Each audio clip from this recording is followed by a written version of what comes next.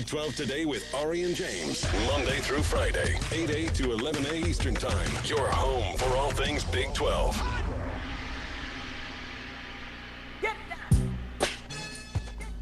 Big 12 Today here on Big 12 Radio. Welcome in to a Takeaway Tuesday edition of the program. That dancing panda is Ari Timken. Good morning, sir. Sir, how are you? I'm James Westling. T-Chains on the audio, Taman Turner. Anthony Smith behind the camera for our dear friends at Big 12 Studios. Mike Buddy will be our guest in hour number one.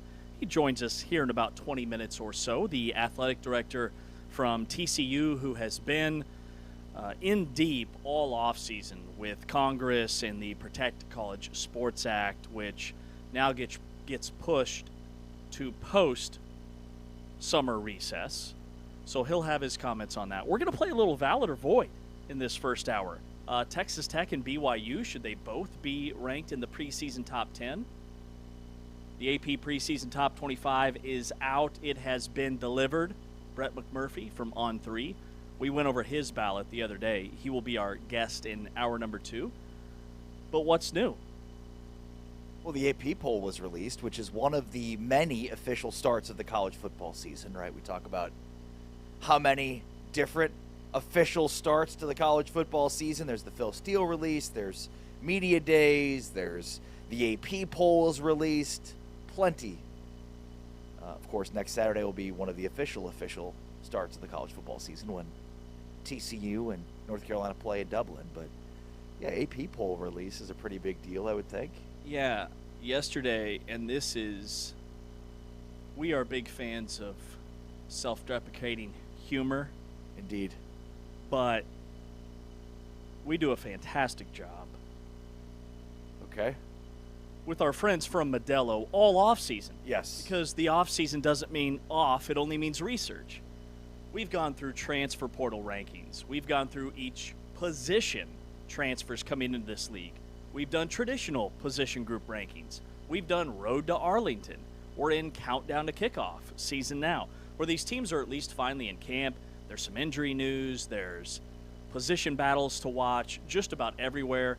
In all the reports, hey, this guy's bigger, stronger, faster. He looks fantastic. He's never looked better. And then the season kicks off. And then you forget about everything you did throughout the offseason. Exactly. Yeah. It's good fat. It's not bad fat. It's good muscle. It's not bad muscle. Right. Do you eat the fat? Oh, yeah. Do you trim the fat? No. You eat the fat. On what? Anything. A steak, yes. That's where the good flavor lives. Yeah. When I was a kid, I only wanted the fat. I didn't want the meat. That's weird. Explains a lot, though. It really does, doesn't it? Checks out. Just want the good, tasty part. All right, AP Top 25 is out. Ohio State is number 1. Oregon is number 2. Georgia's number 3. Notre Dame's number 4. And Texas is number 5. Your defending national champs, Indiana, checks in at number 6. 4 Big 12 teams ranked in the preseason AP Top 25. Texas Tech, the top-ranked Big 12 school, at number 12. And then you have BYU tied with USC at 14th, Utah at 21, and Houston at 23. And then Arizona, TCU, and Oklahoma State are the 3 schools receiving votes. Just your initial thoughts here off the top of the poll. Anything look weird to you about the top 10? No. No. Weird in terms of it almost identically mirrors the coaches poll, and I don't see any schools that if you had asked me to predict the AP Top 25 6 months ago, I would have said this team will be ranked in the top 10. How many top 10 teams were playoff teams in 2025? Ooh, good exercise. Texas was not. Notre Dame was not. Everybody else was. 8. 8 of the 10. 8 of 10. Interesting. 5 of the 11 teams ranked ahead of Texas Tech finished behind Texas Tech in January. One of them wasn't ranked at all. I would say you could start with Texas Tech being 12th, which is egregious, and maybe made more egregious by the fact that BYU is 14th. And, Bill Connolly from SP Plus had quite the discrepancy between his preseason SP Plus final rankings and the coaches poll. And those discrepancies exist here. So either the AP and the coaches poll are wrong, or Bill Connolly's wrong. One of the two has to be true, because remember, Texas Tech was 7th in SP+. So Bill Connolly is much higher on Texas Tech, apparently, and his metrics are, than the coaches poll and the AP. But also BYU is 21st. So BYU and Texas Tech and the AP poll are just 2 spots between each other, whereas in the SP+, which takes into account metrics and isn't just writers voting on something, has a much larger spread between those two, 14 spots. That's pretty large. Mm-hmm. And I think speaks to how the AP probably doesn't have a good sense of where the Big 12 is. Now, in this case, it actually works in the Big 12's favor. And Bill Connolly wrote that basically he probably is, the Big 12 is probably overrated from that standpoint. And I think the rankings bear that out, at least relative to the SP Plus rankings. Which ones are more legitimate? I would go with Bill Connolly's simply because it's more scientific, but who knows? So the Big 12's highest-ranked preseason team last year was Arizona State at number 11. And then after that, it was Kansas State at number 17. You had Iowa State at 22, Texas Tech at 23. So the same number of teams are preseason ranked in the top 25. But Texas Tech, if we're basing the preseason off of what's the criteria? If we're basing the preseason poll off of what you did the year before and what you have coming back, Texas Tech has retooled with a top 5 portal class in the country, and they had a bye in the college football playoff. This just to me magnifies that does not matter. It's all perception. It's all narrative. It's all logo on the helmet for Texas Tech being preseason ranked to number 12. Yeah, I mean, and again, like the Big 12 is getting some help, certainly, in some ways, but I mean, the Texas Tech one is like, how is that not a top 10 team? That was the first thing that stood out to me. I mean, LSU and Ole Miss in particular. I don't know how Tech has coordinators back, coaches back. They do lose players, but they've got a ton of talent, whereas LSU and Ole Miss is an entirely new coaching staff, apparently. Lots of new players. LSU the same.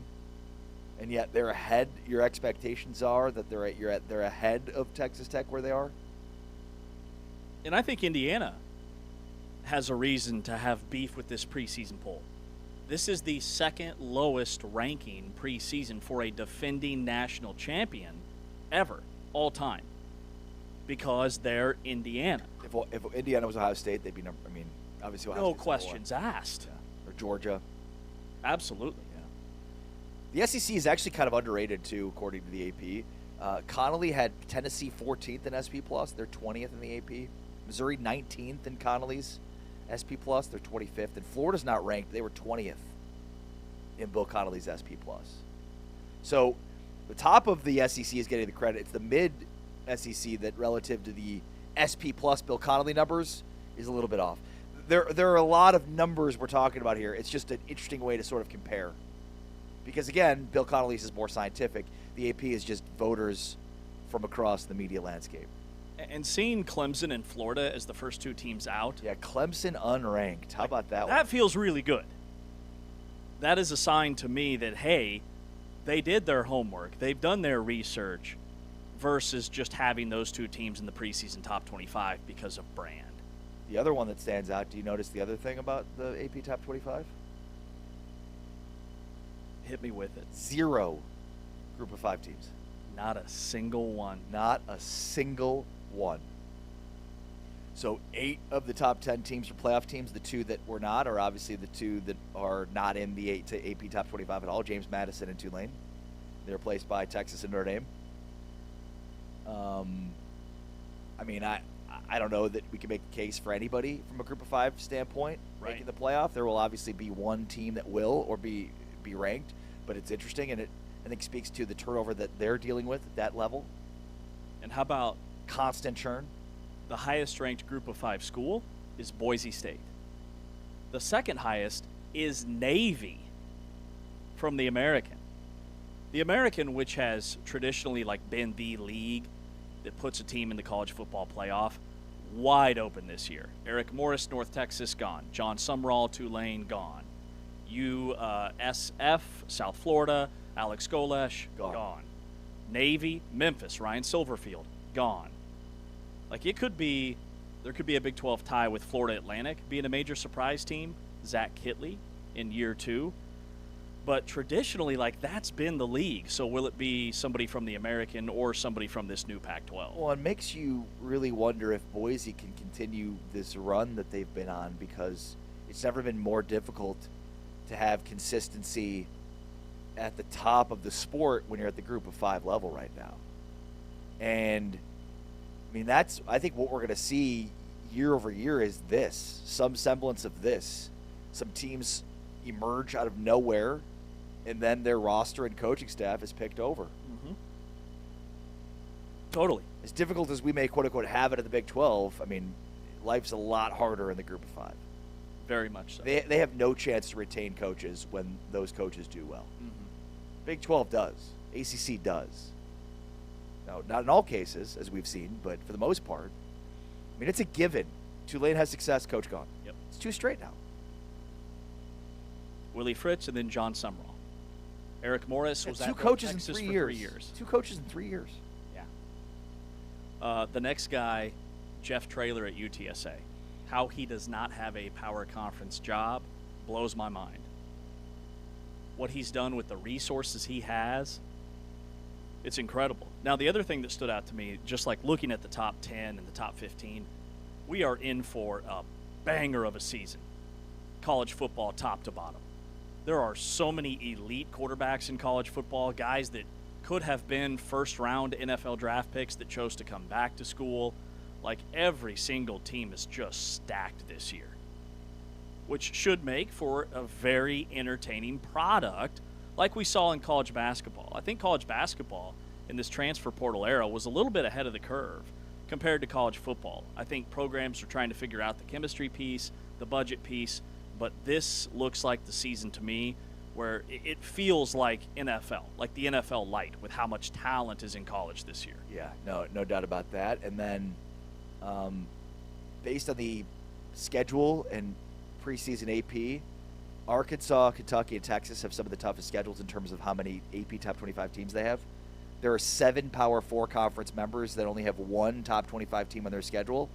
Now, this is preseason. 5 of them, they're in the ACC. You want to take a stab at who the Big 12 team is? Okay. Hit me with that one more time. The Big 12 team that 7 Power 4 teams have only 1 AP top 25 team on their schedule. 5 of those teams are out of the ACC. We've been talking about this team's easy schedule all offseason. this team has an easy schedule in the Big 12. Yeah, it's Texas Tech. Okay, Texas Tech only has 1 AP top 25 team on their schedule in the preseason. Wow. The ACC And has it's Houston. 5 teams. The ACC has 5 teams with only 1 top 25 team on their schedule. Brutal. 5. So you look at Clemson, Louisville. Is Miami the only Miami and SMU? Louisville's number 24. So 3 ACC teams in the preseason top 25? Yes. You know, it's when this poll came out, it's wild to me that, well, number one, it mirrors pretty much what the coaches poll looks like. If the coaches are actually sitting down and putting time and effort into it, I think that's okay. But it's wild to me that so much of the season is decided by a group of reporters, 60-plus writers, reporters who have a ballot, and in a lot of ways determine the fate of who gets in and who gets left out of the college football playoff. We've talked about this at length. There's historical data that supports the claim that the AP Top 25, preseason or in-season, matters when it comes to the College Football Playoff Committee and how they rank these teams. Yeah, and you know, we'll hit on this a little bit later on, but there is some history, some histrionics, if you will, that will play into in terms of the AP's, you know, the preseason AP poll and what it says about the regular season in terms of playoff teams, in terms of the number 1 overall team, everything else. It's just like the fact that you have a bunch of sports writers that simply don't have the capacity to watch every game. And a lot of them are local beat writers covering one team specifically, and they're the ones that have such an impact on the fate of a lot of teams' season. Like, imagine if your fantasy football league was running the NFL. Like, if your fantasy football league was determining playoff seeding instead of the league itself. Like, we've assembled 60 fantasy football players from around the country. Every Sunday night, they'll send us their NFL playoff rankings. One guy watched every game. One guy fell asleep during the late window. One guy took 3 quarterbacks. But those are the people that we want seeding our NFL teams. Well, and it already resonates with Texas Tech. Now, this quote from Joey McGuire came prior to the release of the AP Top 25, but Joey McGuire with a banger for Texas Tech. He's big mad. Hit it. Some people need to look in the mirror and check themselves before they open their mouths. And what's crazy is it's going to come back on them, like meaning they're going to have to deal with something that they don't want to have to deal with, and it's going to be interesting how they deal with it. Usually it all comes back around, and one way it's going to come back around is people better be ready to play the Red Raiders because we're going to have an edge. Yeah, this is on Joey McGuire's podcast that he did, it's funny because the quote from Rich Rod that we heard at Media Day stands out to me, whereas motivation can only take you so far, discipline carries you. Pissed off teams don't play better. Talented teams with continuity of their staffs do. That's what Texas Tech has. But they are very much embracing this, us against the world. And you can tell, that there's an anger in Joey McGuire's voice that is not usually prevalent. But they are trying to carry this edge with them across the season. And the one thing I'll say is, kind of hidden within there is coming off of a scrimmage. McGuire said that it was the cleanest he had seen his team play, and that's the discipline part. So they actually brought in officials and said, throw flags where you see them. We want you to call flags. And McGuire leaves that scrimmage saying this is the cleanest we've seen them play. So there's a level of motivation and discipline right there. It's exactly what Rich Rod told us. Motivation only carries you so far. Discipline is the one that's going to carry you. And it seems like they've got both. That is scary for the rest of America. How will we know? They beat up on teams last year. How will we know? They have a really easy schedule. How will we know? I don't know that we'll know until the postseason, or how other teams in the Big 12 fare against other power conference opponents in the non-conference. If BYU beats Notre Dame and those two teams happen to clash again in the Big 12 championship and Texas Tech stomps them, that looks a lot different than BYU beating everybody else on their schedule, but nobody else on their schedule was ranked for the most part, right? So I think with what Texas Tech has been saying in terms of the league needing to raise the bar, that part I agree with. It's a huge non-conference. Arizona State needs to go to Texas A&M and compete. Kansas needs to compete and maybe upset Missouri. Colorado needs to win at least one of their 2 true road games against power conference opponents. That's how you raise the bar. And last year was a little bit better than the year before. This year, the next step is to be the second, or if you're the third, solidify, stamp as the third best league in the non-conference. And those opportunities are getting thinner and thinner. Speaking of Texas Tech, before we hit the break, Donovan Atwell maybe headed back to Texas Tech? Yeah, according to Joe Tipton from On3, Texas Tech sharpshooter Donovan Atwell is returning to Texas Tech for a 5th year of eligibility following the Colorado court ruling. 6'5" senior averaged 13.5 points per game this past season, shooting nearly 46% from 3. So you've got teams that kind of fully built themselves to compete that are now adding guys that helped them compete last year that they thought they weren't going to have. It looks like Kansas could be adding Melvin Council and Trey White back. Donovan Atwell, who's the other Texas Tech player we talked about yesterday? Darian Williams. Yeah, Darian Williams. To go along with JT Toppin and Cruz Davis and the 20-point-per-game kid from UNLV and the NBA prospect who would have been drafted from overseas that they just signed. They are building an NBA dream team. Yeah, the one thing that next college basketball season will be, if this eligibility ruling holds, we say that the Big 12 is the second best league in the world behind the NBA, and it will very much be closer than it's ever been with these guys, because these are going to be really super talented teams, unlike anything we've ever seen before in the sport. It's going to raise the profile overall of the sport. It's incredible. Yeah, absolutely. I mean, I like it, but the sport's going to be better for it. Right. Better players, lots of them. Experienced, better players in college basketball. All right, Mike Buddy, the TCU AD, will join us coming up next here on Big 12 Today. We are brought to you by Modelo. You are listening to us on TuneIn and watching us on Big 12 Studios.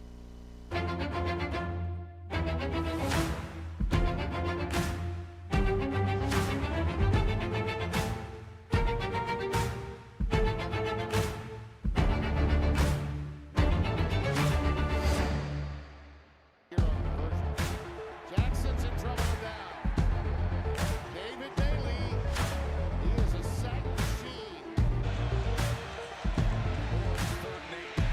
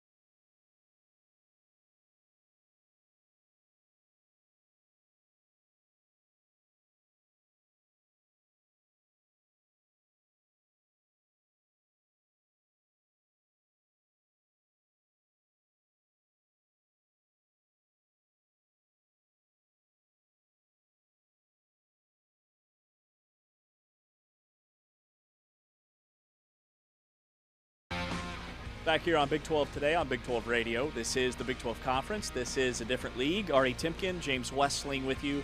Watching us on Big 12 Studios, brought to you by our friends at Modelo.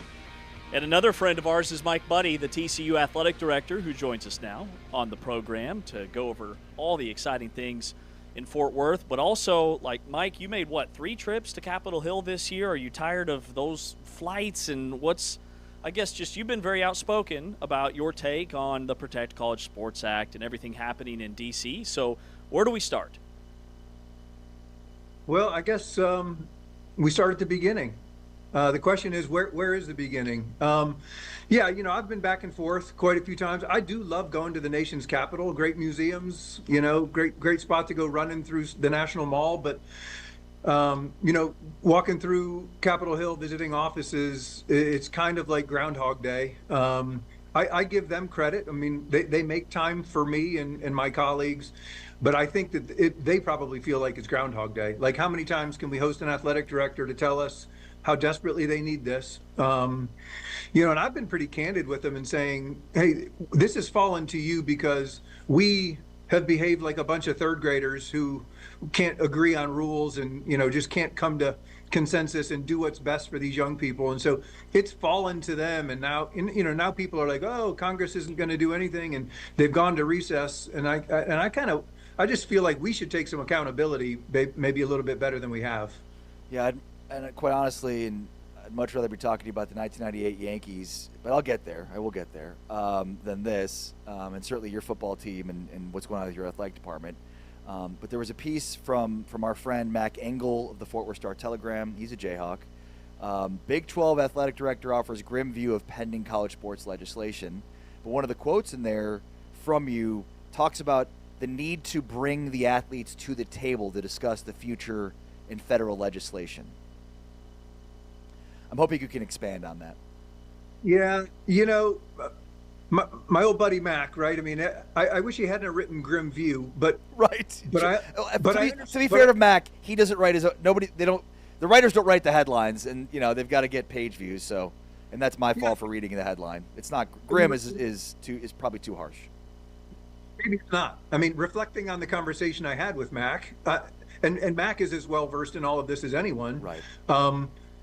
Maybe it is a grim view, but I also am a realist. And, you and I were talking offline, Ari, and it's, to me, if it's inevitable that the only way through this mess is to involve young people and student athletes and allow them to have a voice in some form or fashion, then I don't want to waste time. Like, right. if those of us in the positions of being able to make change, if we all feel like the only way that this is going to get blessed by all the lawyers, by all the elected officials, is to let the student athletes have a voice, then let's get them to the table as soon as possible.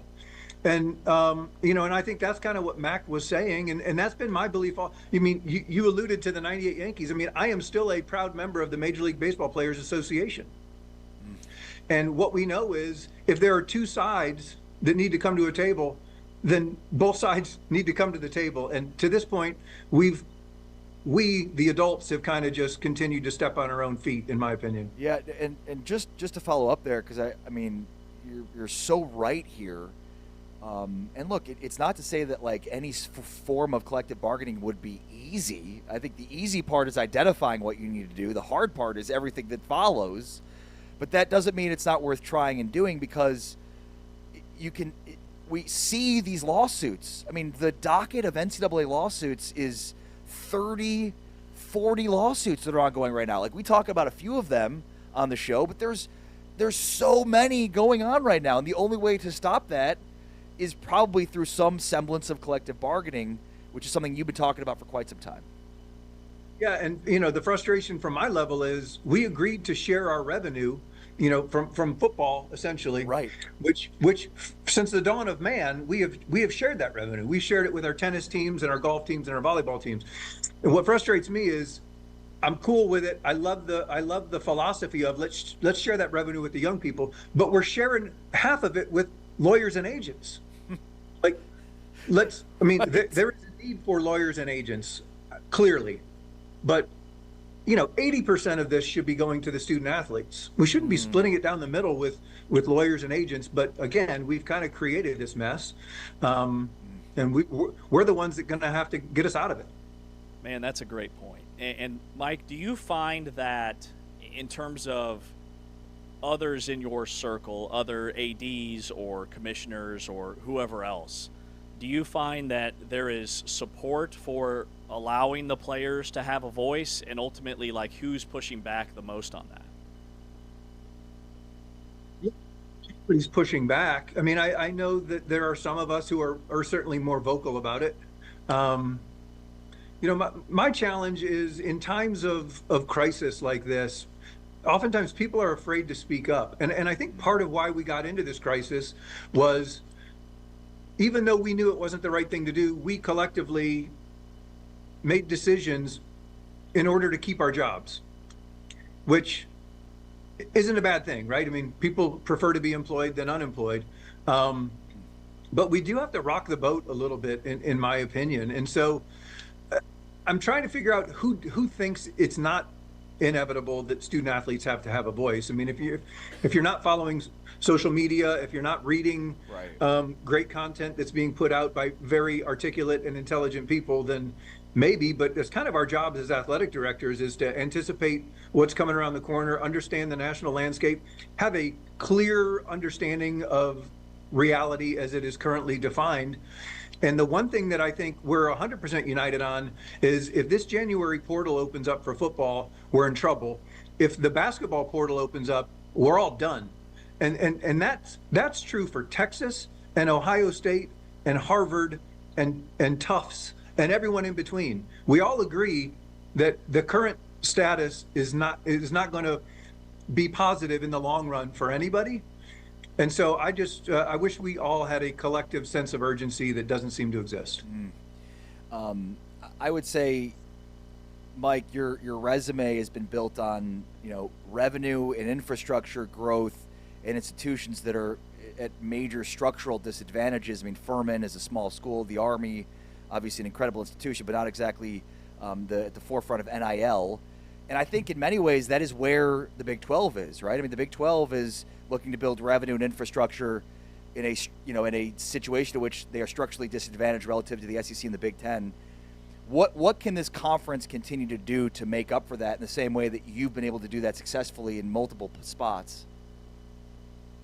We certainly need to close the gap as much as possible. I mean, it's not a coincidence that Stanford won the Learfield Directors Cup 28 consecutive years as the most successful broad-based athletics department. And there's also no coincidence that 3 years ago, when we were allowed to start paying student athletes, a new sheriff entered town, the University of Texas, and they won 3 straight years. And that's not a knock on Texas. That's actually a pat on the back, right? They figured out they're investing extremely wisely, and it's paying off. So it is a new day and age. And so the Big 12, whether it's, our commissioner being really aggressive and creative and innovative, trying to find ways to close that revenue gap through our Monster partnership, for example, and we sit in the room, we just need to win football games. I mean, basketball, we're in great shape. I still think this is by far, top to bottom, the best basketball conference in the country, and we have to find a way to close that gap. People kind of have embraced hating Texas Tech, but all they're doing is spending at a level that allows them to try to keep up.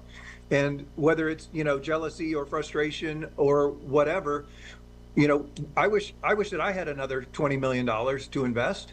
But I also believe that I have a football coach and a football roster right now that, once all the deals are signed and the checks are written, you still have to get down there and play football.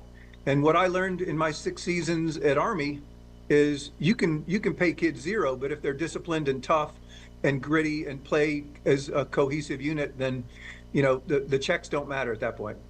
Mike Buddy, the AD at TCU, is with us here on Big 12 today on Big 12 Radio and watching us on Big 12 Studios. Mike, I want to circle back to something you said about the transfer portal. And if it opens in January for football, we're in trouble. If it opens for basketball, we're done. You're talking about college athletics, but can you expand more on what you mean by that? I mean, if you believe what you read, which I'm smart enough not to, if there are $30 and $40 million football rosters out there.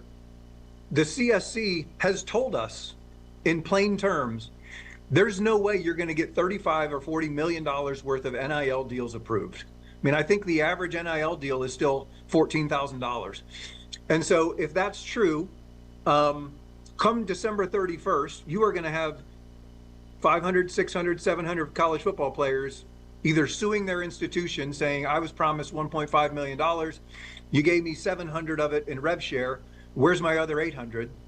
And a valid answer to that question is not CSC didn't approve any deals, because those deals should have been approved before you technically even offered that athlete a contract. So the schools are going to be in a tough spot, which is I owe this kid $800,000. He can sue me publicly, or I can put $800,000 in the old proverbial brown paper bag and hand it to him. Right. And so that's going to be happening at a massive level. And to extrapolate that out, Brian Seeley has also exclaimed, if you have a $10, $12 million basketball roster, you really have no chance of getting those deals approved.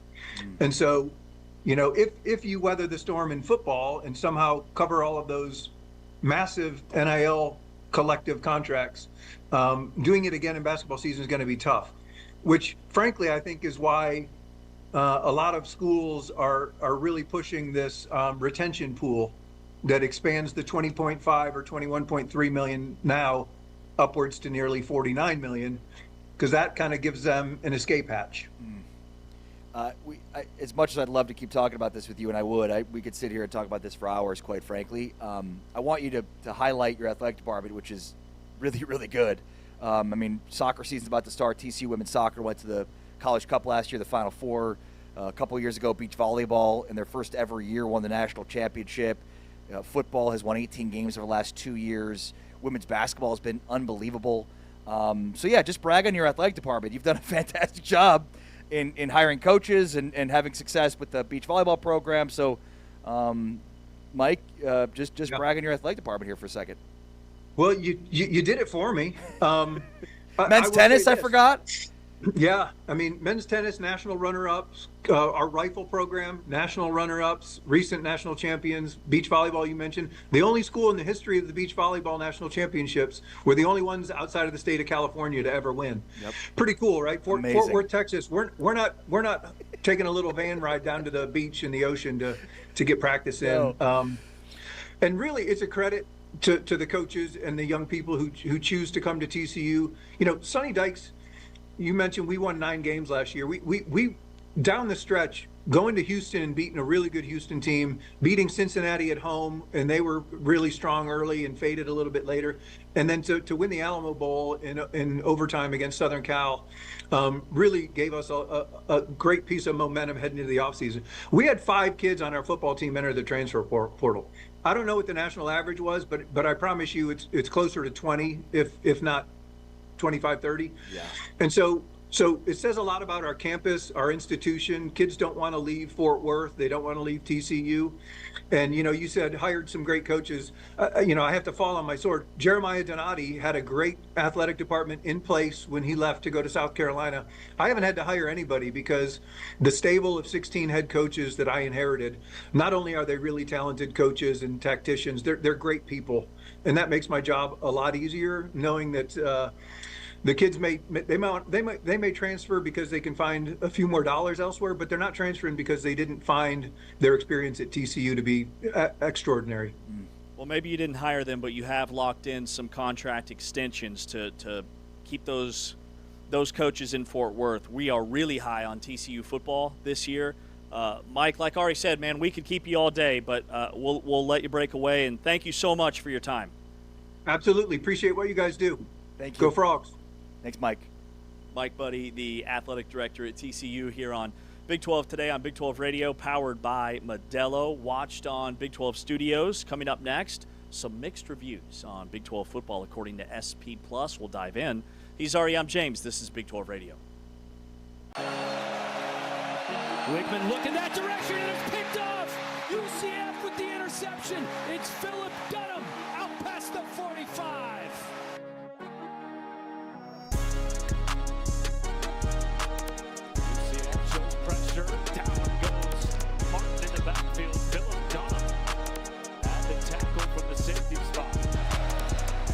Blitz coming by UCF. Wickman has to get rid of it. Throws a pick. Another pick. And another pick six. It's Philip Dunham doing it. To get to about the 6-yard line to extend the drive, and they cannot. Philip Dunham, who has a sack and now a pass breakup, came to play this afternoon. We've been thrown on second down, looking for Thomas. He's picked off. It's Dunham again. His third interception of the game. And a pick in the first quarter and a pick six.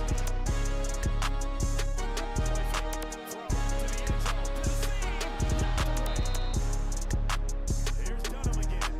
He's the leader on the back end for the Knights. Teams have come in costly times for both sides. Tunnel screen blown up. Philip Dunham, the FAU transfer.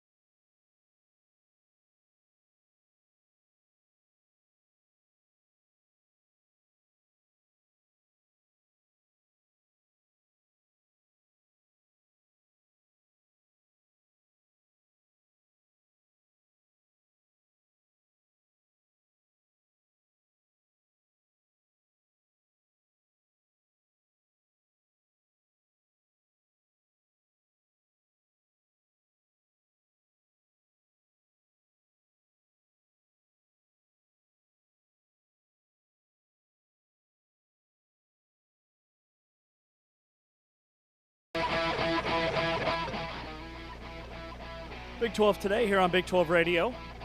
Special thanks to TCU and Athletic Director Mike Buddy, who just joined us here on the show. This is Big 12 Radio. We are powered by our friends at Modelo. Also, Rally House. Thanks to our friends at Rally House for all this awesome merch. You can visit rallyhouse.com, get your team merch now. We've got footballs. We've got, what do you call those? Stuffies? Stuffed animals? Yeah, or a teddy bear. Or just a well, that's not a teddy bear. That's a Jayhawk.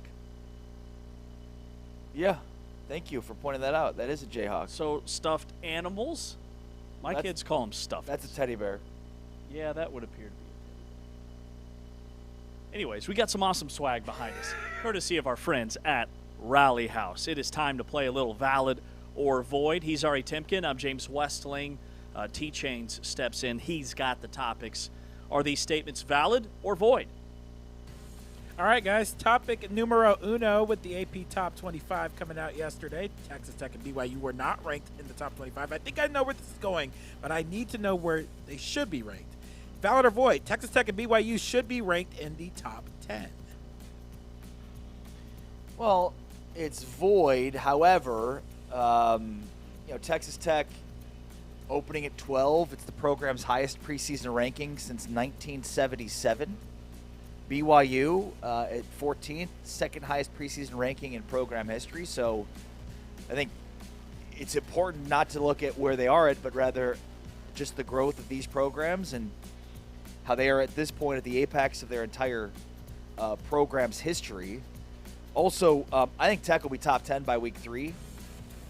BYU won't be too far behind them. When you look at all the teams ahead of them, Ohio State, Oregon, Georgia, Notre Dame, Texas, Indiana, Miami, Texas A&M, Ole Miss, Oklahoma, LSU, several programs with unresolved quarterback situations and tough early schedules. So, yeah, I mean, I guess void they shouldn't be, but certainly Texas Tech should be. But if I'm including both of them, no. But I don't think it'll be very long before they are. Yeah, the key differentiator is the and in this statement, Taman. Should two teams be ranked in the preseason top 10?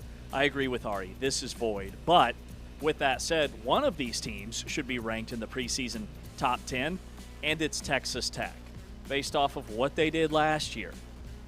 One regular season loss, a loss in the college football playoff. They had a bye. So going into the playoff, they were a top 4 team. To drop them 8 spots in your preseason poll and have them behind a program like LSU, barely played in a bowl game last year, new coach. Like, if that was any other program on paper, they wouldn't be sniffing the preseason top 25. So it's void in that both, but it's valid in that Texas Tech should have a real problem with where they're ranked in the preseason. That's fair.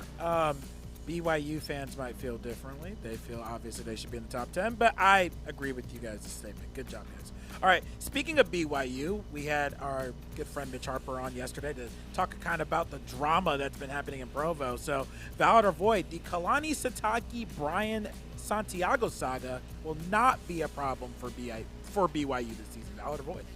Yeah, I'm going to void this. I think it has potential to be a real problem if it is not resolved. From everything we've gathered, all of our tremendous guests that have joined us on the show that have way more insight, it's pretty clear that Kalani Sitake was promised X, Y, and Z to not take the Penn State job, to come back to BYU. And the athletic department, I'm not going to pin all of this on Santiago. The entire athletic department has not delivered on what Kalani Sitake was promised. Where it becomes a problem is if you get to week 4, week 5, week 6, and guys like James Franklin are getting canned. Guys like Mike Gundy are getting canned. And there's open jobs at premier programs. They're going to pick up the phone and they are going to call Kalani Sitake. That's where it could become a major issue. Yeah, I'm going to say valid that this will not be a problem and linger into the season. I think because Kalani Sitake, knows what's in front of him. This is all self-inflicted, right? I mean, it's sort of incredible for BYU to be dealing with this kind of self-inflicted drama on the precipice, the doorstep of their most highly anticipated season maybe in program history. So I think Sitake has said his piece. It's very much out there publicly. they don't need the money to build their roster throughout the season or to retain coaches throughout the season. They need it for after the season. So, no, I don't think this is something that drama will carry through for this season.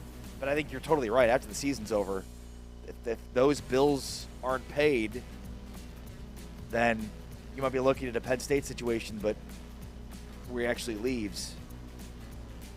And Tataki leaving, that would be very much something. All right, topic number 3. We're highlighting Arizona State today in our countdown to kickoff. And it had me thinking, with the AP Top 25 coming out yesterday, the last time that they were unranked in the preseason, they made the college football playoff. So I'm not going to go that far, but I do have to ask this. Valid or void? Arizona State will win at least 9 games this season. They won 8 last season. Yeah, I think 8's probably the number. I'd void this, just simply from the standpoint of, Cutter Boley, I think will start at quarterback, but I'm not sure. It doesn't feel like, from what we've read about camp so far, a running back has really emerged as a feature back. I mean, they're replacing a ton, especially on their offensive line. But when you look at 2 first-round picks in Max Ahanachor and Jordan Tyson, those are a lot of guys to replace. And I'm excited about the wide receiver group, but I think overall in the offense, quarterback, running back, offensive line are major question marks. I think 8 wins is probably the number you're looking at here. 8-4 would be a solid season, definitely. Yeah, to rebuild a year? Absolutely it would be. And that's what they did last year with all the injuries. The main difference I see between last year and this year is their schedule is gnarly this year. They play at Texas A&M in the non-conference. They have to play Texas Tech in a huge revenge game in Lubbock. They also have to play at BYU, and then they've got tricky home games against like Oklahoma State, Baylor, at Arizona.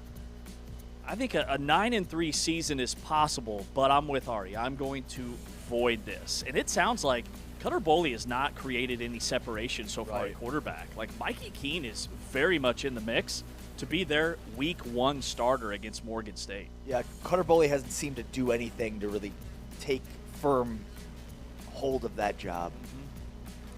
I agree with you guys both. I hope they do, because I am a huge Kenny Dillingham fan, and I think if anybody can do it, it will be a team coached by Kenny Dillingham, but I agree with you guys' sentiment. All right, I do have to ask this, because yesterday you guys gave us our Big 12 preseason predictions, and you guys both had Kansas State as your surprise team, and we kind of all agree that Kansas State, they're going to be a problem. So my question for you guys, valid or void, Kansas State will play in the Big 12 championship game. Thoughts, valid or void? Surprise team. Why not? Why not? Go bold or go home. This is valid. Kansas State will play in the Big 12 championship game.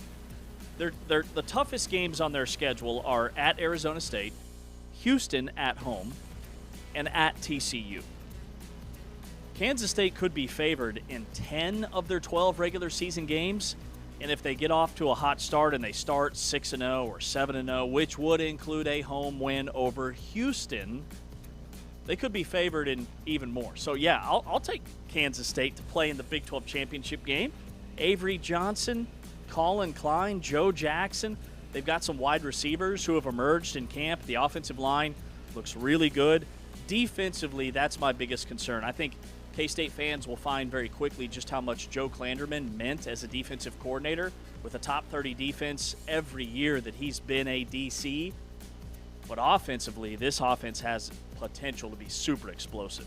Yeah, I mean, defense is my question, but I'm gonna validate this. Why not, right? And the main reason for that is Colin Klein, the pairing of him and Avery Johnson, what they brought in on the offensive side of the football, and I think that there's enough defensively. And look, from a preseason standpoint, if the preseason expectations hold, which rarely happen, but that's where we are right now, then Texas Tech and Kansas State are going to be playing for the Big 12 championship because they have the 2 easiest schedules in the Big 12. All right, guys. Final valid or void topic that I have for you guys today, and this is an interesting one because the valid or void question is: a BYU athlete will make the trip to New York City for this year's Heisman finalists. And the reason why I asked this question, because in predictions, Ari had Bear Bachmeier as the player of the year. James had Devin Dampier as the player of the year. But James did say yesterday that he was going to kind of, maneuver his player of the year and not pick a BYU guy. So, valid or void? Will a BYU athlete be going to New York? Boy, I'm starting to have real concerns about BYU. This Kalani Sitake athletic department drama this offseason, we don't know who their wide receivers are going to be, and LJ Martin is coming off an offseason shoulder surgery. All of those things make me believe with a much tougher schedule, even though they don't play Texas Tech, they have to play Arizona, they have to play at Utah this year. They've got some tough road games, including at TCU. I'll say no. I'll say valid. Bear Bachmeier could be that, but I think that LJ Martin is due for regression here. So I'll say valid with Bear Bachmeier being the invite because I think he's poised for a huge step forward this year. Everybody's going to be keen on LJ Martin. Could be right there. All right, Brett McMurphy from On Threes coming up next. That was Valid or Void. He's Ari, I'm James. We are brought to you by Modelo. On 3rd and 12, backside heat, fumbled it, it came out. Ball's on the ground. Cougars recover at the 5. Big hit by Jack Kelly. 3rd and 16. Jordan over the middle again. It's caught by Alvarez, but he's going to be taken down at the 39. It's to the holder. Here's the pick. It's blocked. And BYU trying to run it back here. Jack Kelly, who just made the defensive play. Oh, now he does this. Pressure coming from Kelly. Dampier hit and down he goes. Jack Kelly may have sealed it for BYU. Inside pressure on Hauser, and he's dropped. Jack Kelly, it was just a matter of time. For the season, getting worked on here. Backside pressure. Hauser feels it, will not get away. And that is number 2 for Jack Kelly. On the draw, dangerously close to being a safety. Micah Ford hit by who else? The ubiquitous, ever-present Jack Kelly. Salter flushed out, being spotted, dragged down at the 38-yard line by Jack Kelly.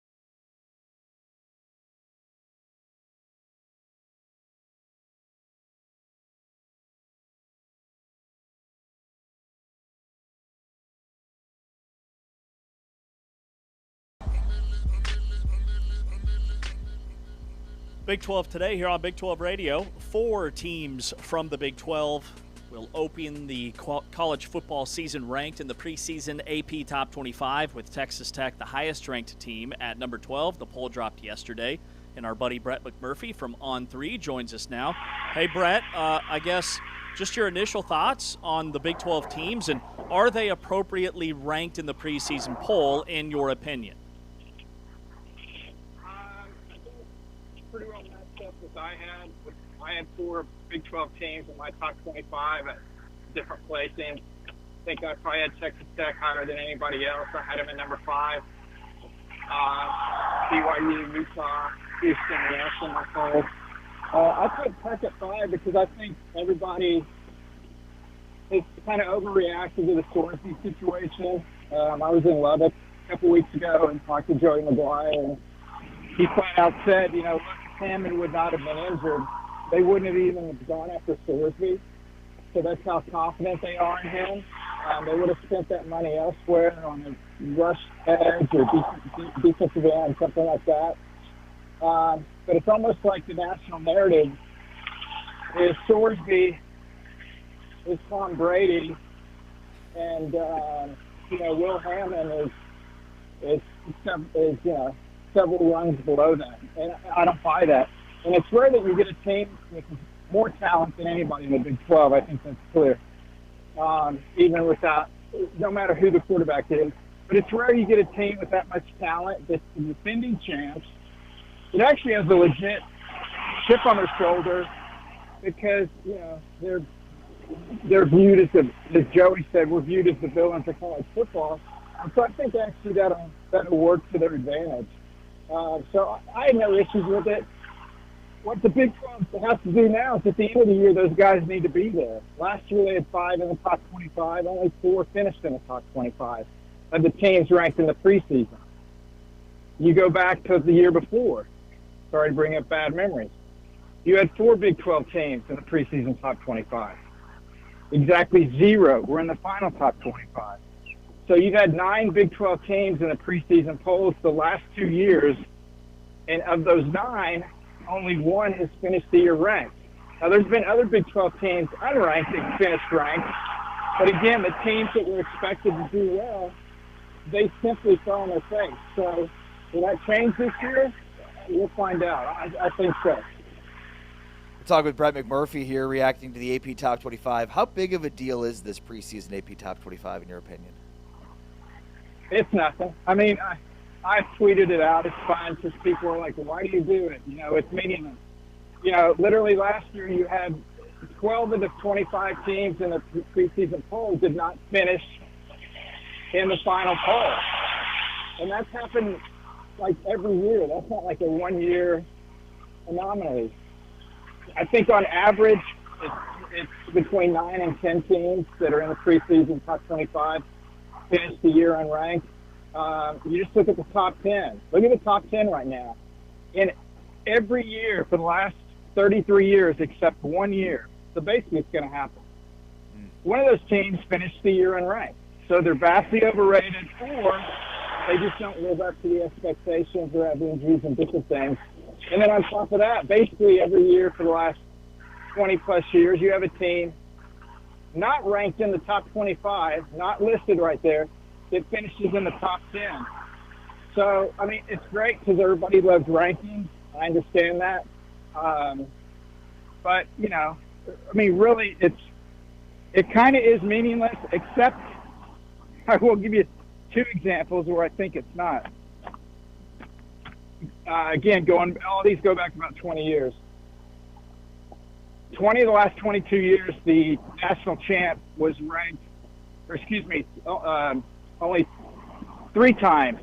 It hasn't happened in the last 20 plus years. The national champion has been ranked in the top 7 of the AP poll in the preseason ranking. So look at the top 7.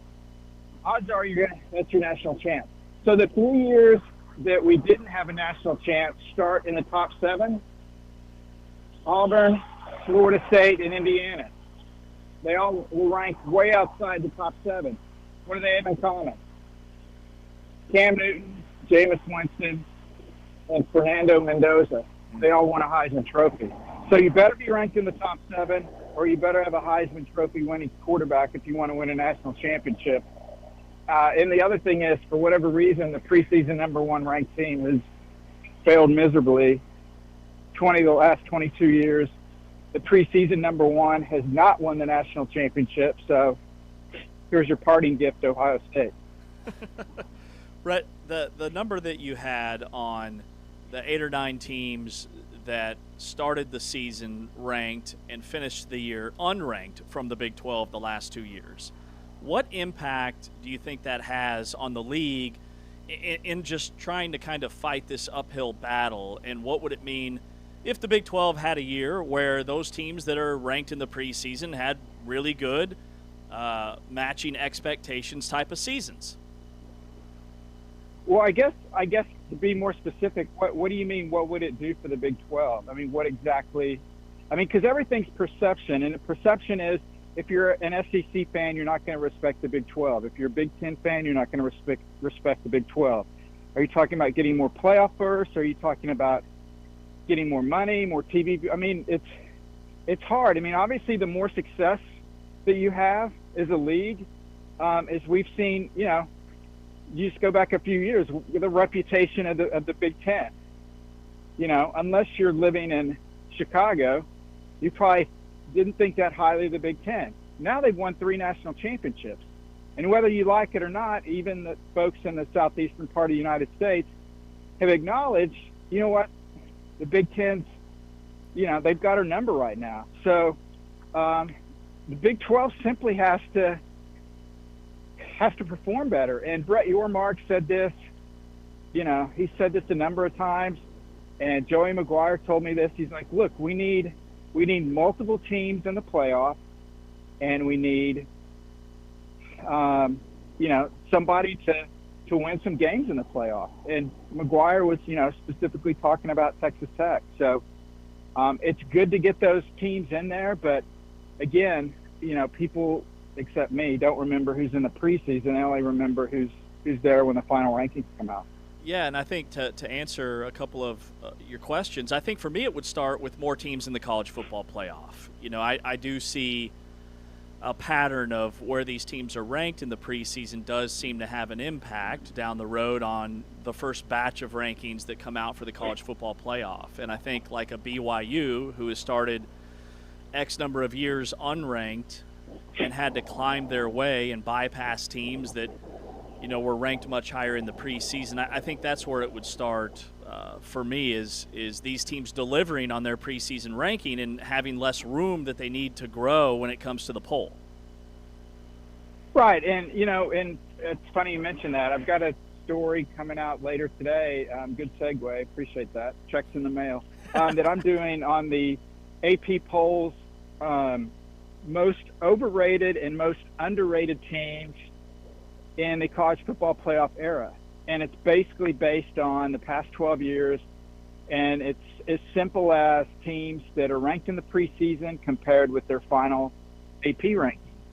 The most overrated teams in the past 12 years is Auburn's number 1, even though they haven't been ranked in the preseason poll in 6 years. They were really underachieved a few years before that. So they are number 1. LSU, number 2. They're closing fast, but enough about Brian Kelly. And then third is USC. Well, let's flip that because nobody listening cares about that. The most underrated team in the past 12 years, you nailed it, is BYU. The last 2 times they were ranked, they finished 11th and 13th. Indiana, thank you, Kurt Cignetti, is the number 2 most overrated team in the last 12 years, just basically based on the past 2 seasons. But I think the AP voters have kind of wised up on BYU. They got ranked this year. Obviously, Indiana's in the top 7 or whatever. But you're right about BYU. They have been the nation's most underrated team based on the comparison between the preseason rankings and the final poll. And hopefully, not that they're underrated, but hopefully, they continue to have success and they'll start being ranked every year and not have to come from, outside the top 25. Brett, I'm curious for your thoughts on the Kalani Sitake situation and what's going on at BYU. Well, I don't have not talked to him about what's going on, but it certainly, I mean, you guys can see what appears to be going on. He appears to have been promised something or told something, and it didn't happen. And he could have gone to Penn State, but was very comfortable in what BYU said that they were going to do or what they did do. And I don't know if suddenly things have changed. Or he's not getting what he was promised, but that's not good. And if it's not rectified, whether it's BYU or anybody, that's not going to end well. And it's unfortunate. Hopefully, look, people have disagreements in life every day. Most of them aren't public, so maybe maybe it'll get taken care of. Hopefully, it will for BYU's sake and for Sitake's sake, because I told him I think you're a perfect fit at BYU. Not him as a coach. I just didn't feel like he was a great fit at Penn State. Yeah. But again, if your boss has promised you something, and you're working the midnight shift the next week, you're like, hey, what's going on here? So, we'll see. Believe me, they've got the. I'm sure they will come to some kind of agreement or understanding, because if BYU loses Sitake over this, that would be just brutal PR for the Cougars. Yeah, Brett, I love all the stats and data. I'm a stat junkie, and you have a list of all these teams that finished last year unranked. 5 of the top 12 last season, Penn State, Clemson, LSU, Arizona State, and Illinois, all finished the year unranked. Was last year an outlier, or is that kind of par for the course in terms of like the chunk of teams that usually finish unranked? It's usually not that high. We had 3 in the top 10, Penn State, Clemson, and LSU. Usually it's 1, maybe it's 2 that out of the top 10. You're right. It's rare we have 5 like that. And again, I don't know a reason why. I wish I did. I don't know if it's, there's the portal, everything, teams change. We can't judge teams anymore. There could be a number of factors, but yeah, last year was just a crazy, crazy year. And, it's like I sit here and say, hey, here are the 7 teams that have a chance to win a national title, and we think we're locked in, and then it's going to be somebody outside the top 10 or something. So you think once you've got it nailed down, then something funky happens. But I don't know. The way the schedules are based up, and we're entering a new era too. And I always tell people this. Here I am throwing out trends from 20 years ago. But really, when you're comparing teams and trends and looking at different aspects of the game, like literally do not go beyond 3 years ago, because I think you guys would agree. The game is totally changed. Totally changed with the portal. Alabama, the lowest rating since 2008. Well, why is that? Well, they're not doing as well. Also, why is that? Well, they can't recruit and stockpile every great recruit and have them work their way through the system for 3 or 4 years. Now they can recruit, but then if guys don't work out or guys don't play, then they turn around and leave. So you can't hoard all, the SEC teams can no longer hoard all the talent. They get spread out all over the country. So it was a crazy year last year. I think that the teams I think the national champ will come out of that top 7. If I had to put money on it, I would. You're probably not going to get good odds, but I would put money on it. But again, that's why we love college football, because you got all this weird stuff that happens, and Arizona State picked to finish last, wins the Big 12, so that's why we watch it. Yeah. If there is one of the Big 12 teams ranked here that you think is kind of a fraud or might end up not in the top 25 at the end of the season, who would it be? I wouldn't call him a fraud, but I think I'm curious about Houston. I love Willie Fritz. I have him in my top 25, but again, I've been doing this long enough. And look, my Cowboys fit this same narrative. So maybe I'm wrong, maybe I'm not.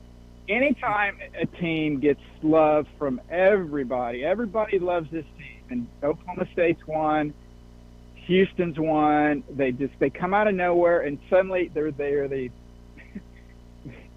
the quick way to pick a team that's nobody thinking anything of. Usually they don't live up to those expectations. Yeah. And I wonder if Houston's going to be that team. I think BYU's solid. What they do offensively and defensively, they're going to be in the game. Texas Tech, I mean, their schedule is a joke. They're going to be there. Again, barring catastrophic injuries to anybody. And then Utah, I would put Utah as probably the second choice, maybe not ending in the top 25 because you lost Whittingham. I know Morgan was there for the bowl game and everything went great. But you did lose a lot of folks on the offensive line and defensive line. Dampier's incredible. So, one game, they overcame all that. An entire season. How does that impact them? So, I mean, not surprisingly, I picked the two lower-ranked Big 12 teams that may fall out. But, we'll see. Hopefully somebody from outside the top 25 can get up there. I actually had Arizona at the bottom of my top 25. I think people are sleeping on them. Oklahoma State got some votes. I love that, but let's see what they do first. Everybody's basing that on last year, which is great at North Texas. But I'd probably, to answer your question, I'd say probably Houston or Utah may not finish there. Yeah, awesome stuff. Brett McMurphy, College Football Insider with On3. Brett, thank you so much for your time, and we'll talk soon. All right, thanks, guys. Thanks, Brett. Brett McMurphy, College Football Insider with On3. He has all the stats, all the numbers from the AP Top 25.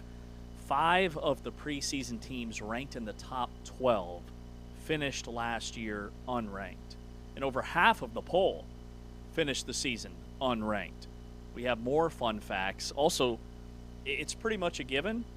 Somebody unranked will finish in the top 10. Who could that be this year? We'll discuss that. He's I'm James. AP poll history lesson coming up next here on Big 12 Today on Big 12 Radio, brought to you by Modelo. He scrambles. Romaine was in his face. He throws a pick. Interception for Gunnar Maldonado.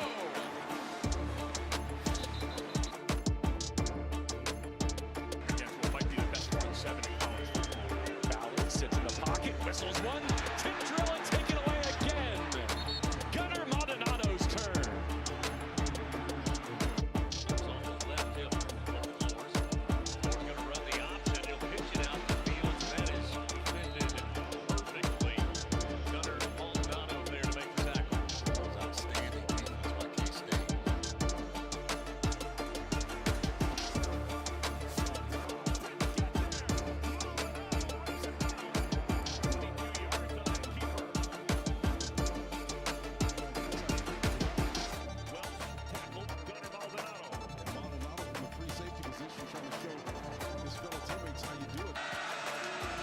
Takes the handoff.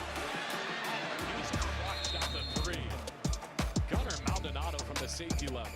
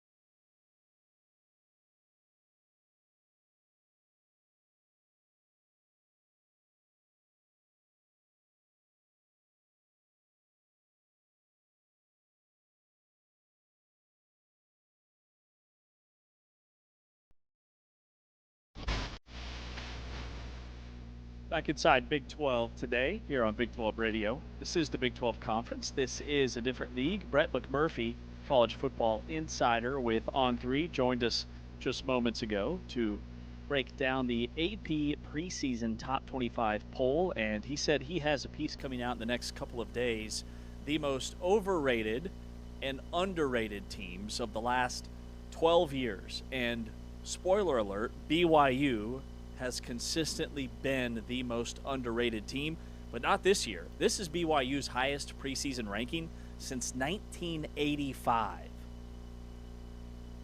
Well, and Texas Tech since 1977. So I think, as much as we want to come in here on a Monday and bellyache about the AP Top 25, and I love a good bellyache. We want to. I think also keeping that context is important here. Here are two programs that are doing things that have never been done before. It's been a long time. Texas Tech feels like, they've been here for a while now, but not so much. A year ago, there were a ton of question marks with new coordinators, a ton of new players. How are they going to look? They lived up to the hype. Fell a little bit short. We'll see how this season goes. But, they were mid-20s last year in the preseason poll. Now they find themselves at 12. First time since 1977. Like you said, BYU, historical. This is very historical for both programs, and this is great for the Big 12. It shows the growth. Yeah, of the 9 teams that started the season ranked in the AP Top 25 the last 2 seasons, the only one to survive and finish the year ranked was Texas Tech last season. Preseason number 23, they finish in the top 10. So the teams that were preseason ranked last year, Arizona State, Kansas State, Iowa State, all finished unranked. The year before that, same type of deal. You had Utah, Oklahoma State, Kansas State, Arizona, and Kansas preseason ranked in the top 25 in 2024. So that's a great point about Texas Tech. They make the college football playoff. If they run it back this year, I think it's pretty solidified that, that's the new alpha, right? That's a team that can survive the gauntlet, that can start the season ranked, finish the season ranked, and ranked highly. And then all of a sudden the perception and the narrative starts to change in terms of the preseason top 10 and predicting those top 10 teams like we can basically do 6 months before the poll's released. Yeah.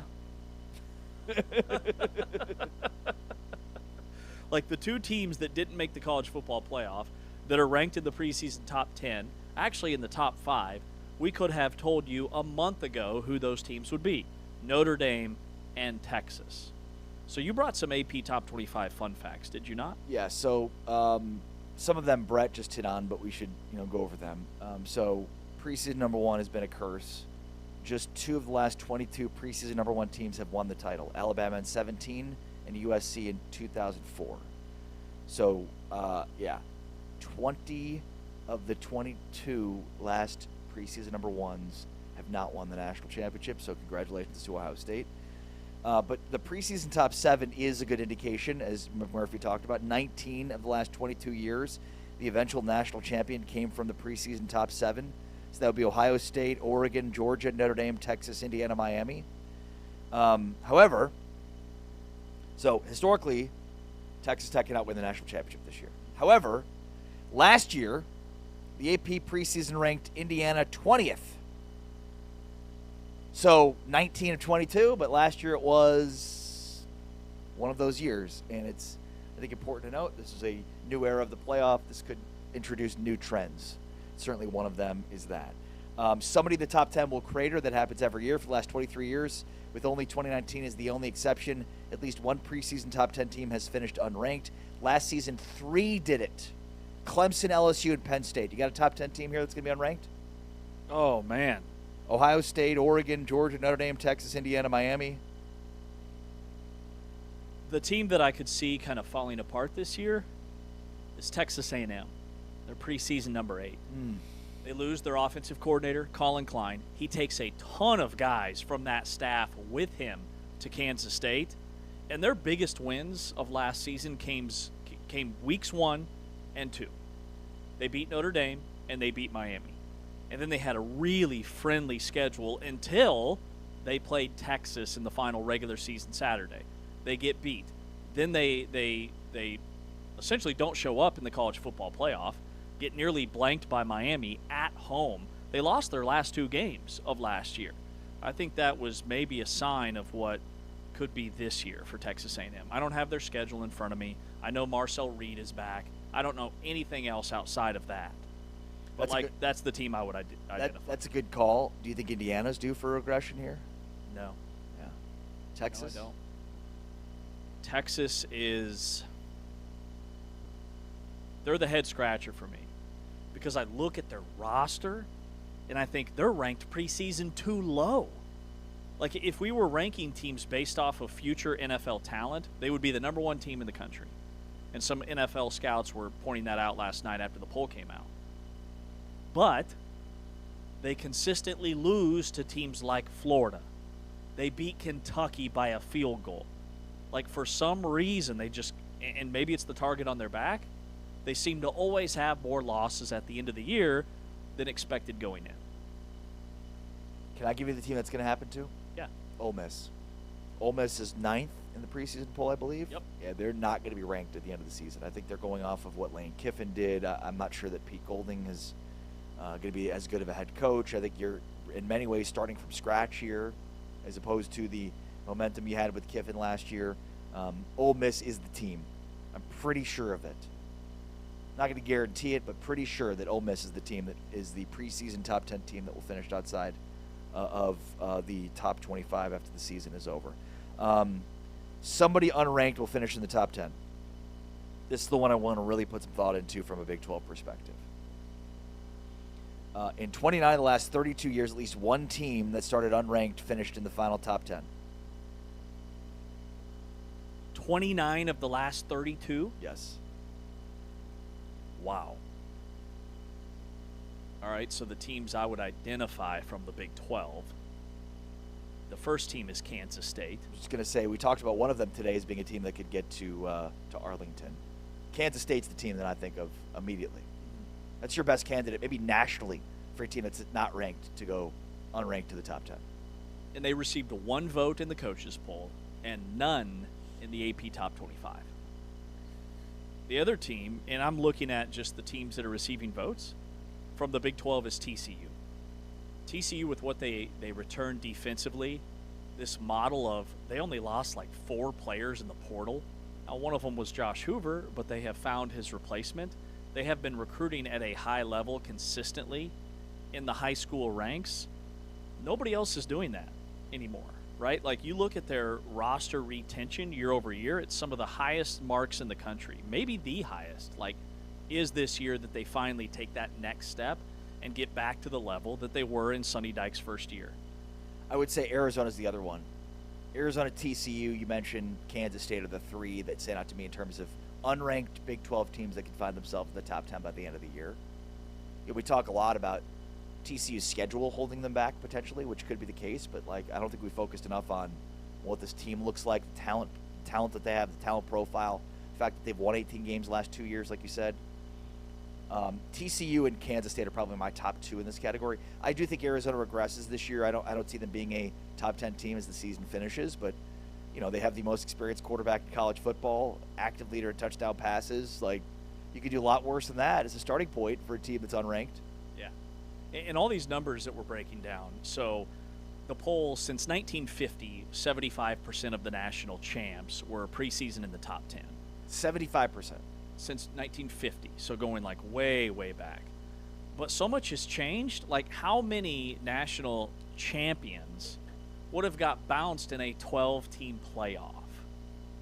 Like, I think this new era of college football opens the door where these numbers don't matter near as much as they did maybe a decade ago. Yeah, no, I think you're. As we look at the history aside, history part of the AP Top 25, like, the important part here as it pertains to the college football playoff is that this is year 2 in this new system. Of 12 teams? Yeah. 3? I think we're going into year 3. Yeah. So, I mean, that there is your historical perspective and precedent there. I mean, if you go back 30 years, the playoff went from no playoff, 2 teams, to 4 teams, to, did we have a gap between 4 and 12? No. Yeah, correct, right? Yeah. Yeah. So you go from all of the history we're talking about here, all of the historical context associated with this poll. You're talking about a BCS era 2-team playoff, 4-team playoff, and as of now basically 2 years of sample to go off of with this year impending, 3 different playoff systems. This is the 3rd year of that newest one. A lot of this will change. Or maybe it won't. But it certainly can. So I'm trying to find where Miami was ranked. They were top 10 last season, preseason. They were top 10 last year. They were number 10. Yeah, they were number 10. Because in the playoff era, which you just noted, so the playoff era dating back to when it was 4 teams, right? The average preseason rank of the eventual champion is 3.1. So a top 3 team. There have been a couple of outliers. LSU in 2019, which was that just loaded Joe Burrow, Jamar Chase, everybody else in their mom team. They started preseason number 6, and then you brought up Indiana, who started preseason number 20. Had Miami won the national championship, that number would be even tighter because they were number 10. So a top 3 team in the playoff era is bound to win the national championship according to the numbers, which would be Ohio State, Oregon, or Georgia. The big thing, I guess, to watch for would be an unranked team winning a national championship. We got close last year. Right. But a team from a preseason unranked standpoint winning a national championship, because it feels like the AP at least gets it right in terms of finding the national champion from a preseason standpoint in their top 25. And that's based on, talent, roster. It's blue chip ratio stuff we've talked a lot about. Normally this time of year we do spend a lot of time talking blue chip ratio because previously teams had never won a national championship with less than 50% of the roster being less than, 4 or 5-star recruits. Well, Indiana bucked that trend last year. Indiana bucked this trend too in terms of the top 7, right? So, again, historical context aside here, we are entering a new era of football where the blue chip ratio goes out the window after never having been that, and now the top 7 rule out the window too in one fell swoop. So, much of the historical context that says who can and can't win a national championship in college football has proven to be inaccurate now in this modern era because of the 12-team playoff. So we identified the national teams that will crater from the top 10. By the way, 9 is that's the pick. I mentioned Ole Miss is the pick. So preseason number 9 has finished ranked just 42% of the time and has produced 0 playoff berths in 12 years. Wow. Who was it last year? I can tell you. Just had it. It was LSU. Yeah, there you go. Yeah, LSU. Sorry. 42%. It's worse than a coin flip. Whether the 9th team in the AP preseason poll ends up ranked in the final poll. Dude, this is wild. You know who it was the year before? Who? Michigan. 2023, Clemson.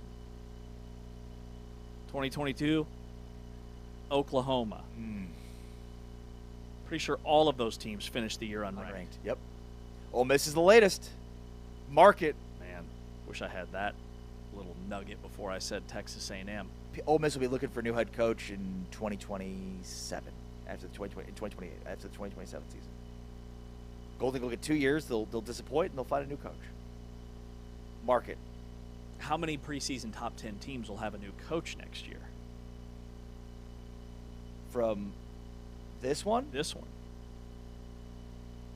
Last year there was at least one with James Franklin. Well, so you mentioned A&M. I don't think Elko gets fired if they have a tough season. I don't think Pete Golding gets fired after year 1. I don't see Lane Kiffin getting fired unless things go completely off the rails. I mean, any other coach you think gets fired? It's Sark. If Texas is not in the college football playoff, I don't think he's back. Yeah, I mean, I could see that. I think of all of the teams, if we're making a case here that one of these coaches get fired, I'd say it's Sark. I still think it's far-fetched, but yeah, I mean, I could see a situation like that. Like if they win eight games, yeah. Exactly. Yeah. Like 8-4, 9-3. No way. Yeah. Like if they go 9-3, is he back? Maybe just because the SEC is tough, and again, their schedule, like they play A&M, they play a lot of good teams. Florida should be much like Florida was an easy game for their schedule last year. They should be much improved this year. We'll see. I think 8 wins is probably the number where they're probably not going to bring Sark back. 9 is Coin flip. iffy. Yeah, coin flip. By the way, the Big 12, all right, in this new era, this new 16-team league, the last 3 preseason polls, this season the average rank of the Big 12 teams is higher by about a spot. 2024 it was 18th. 2025 it was like 18.5. This year, 17 for the Big 12 in terms of average rankings. So of the last 3 seasons, this year is the best year and showing for the Big 12 in terms of the AP preseason top 25. Up next, we are looking at Arizona State today, our countdown to kickoff series. The grass isn't always greener. Why head coach Kenny Dillingham came back to Tempe. He's Ari, I'm James, and this is Big 12 Radio. Here comes the rush. Jackson off platform. Knocked down on the edge. Keyshawn Elliott running and hitting in space. It is first and goal. Play fake. Chapin rolling right. Chapin is being pursued, and instead of throwing it away, he takes a sack. So instead of throwing the ball away, he takes a loss of about 4. Hoover, nice pump fake, but trapped. Keyshawn Elliott again. Outstanding job by Keyshawn Elliott. In the last 9 red zone trips. Connors gets the pitch. Nowhere to go, nowhere to hide. Swallowed up by Keyshawn Elliott. Second leading tackler on the team. That's number 52 on the year. They take off. Jackson rolls their way. Hit as he throws. And these Sun Devils, they are hitting tonight. No gain there. 2nd and 10. Sprint roll. And a sack. Keyshawn Elliott had Scotty Fox Jr. roll right to him.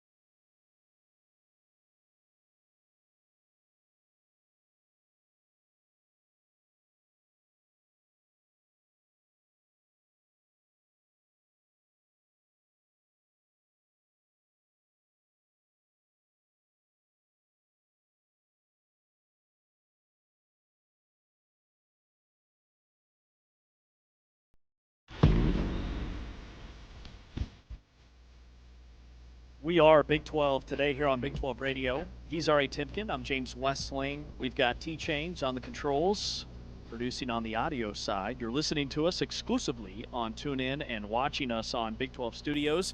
Anthony is behind the camera. Power Hour interviews today at 2 Eastern, 1 o'clock Central.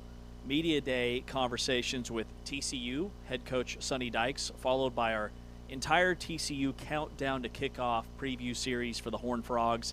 And then at 3 o'clock Eastern, 2 o'clock Central, we do the same thing for West Virginia.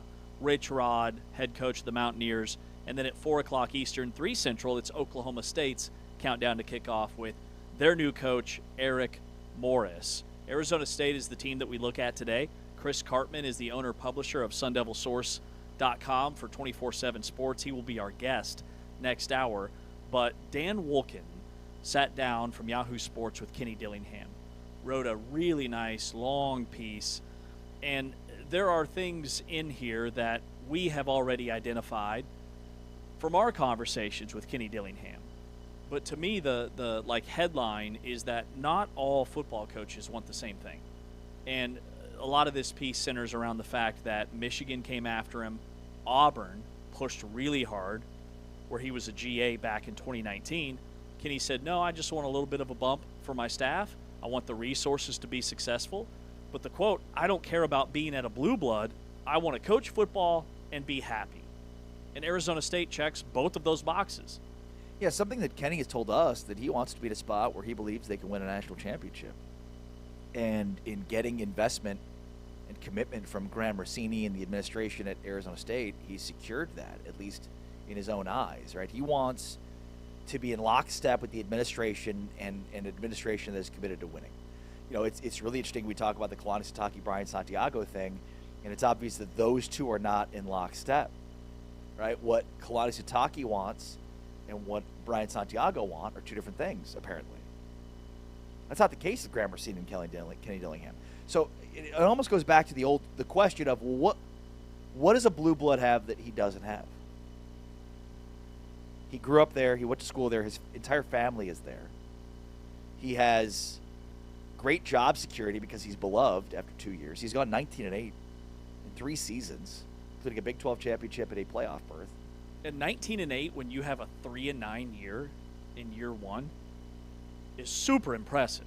Like, that number is not going to make headlines. Sorry, 19-8 the last 2 years, not including a 3-9 year. Oh, okay. That obviously wouldn't make any sense with 18 losses. Sorry. The math ain't math. Totally my fault.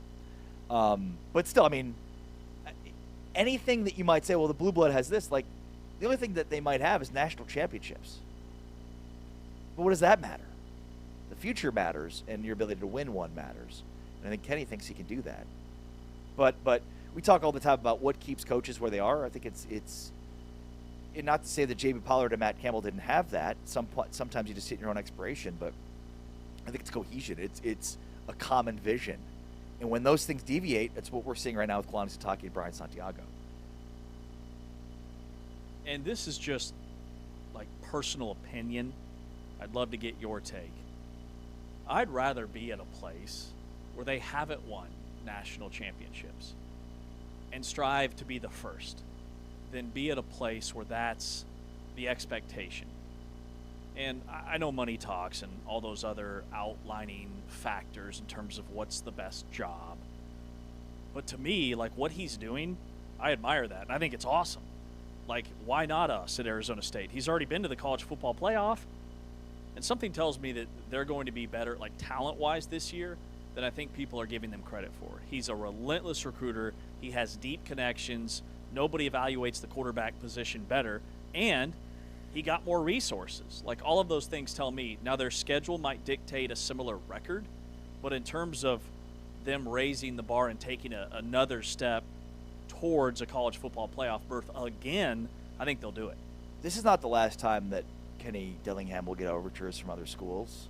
I mean, this is going to be a constant, I would assume, over the next at least 5 to 6 years. You know, I mean, you keep saying no, eventually they're going to stop asking. But I would imagine they're going to keep making him say no, at least for the immediate future, because he's been so good. And it's not just that. It's, I mean, he's transparent, he's open, he's genuine. There's just a lot of boxes that he checks that I think will be extremely attractive and are extremely attractive to a lot of decision makers, front offices, etc., within administrations within college football. I mean, he turned down Michigan. He turned down Auburn to stay at Arizona State. That would be like you being the head football coach at Kansas. You guys finally break through and you're winning 8 games. You got to the college football playoff. And then Georgia calls. What do you do?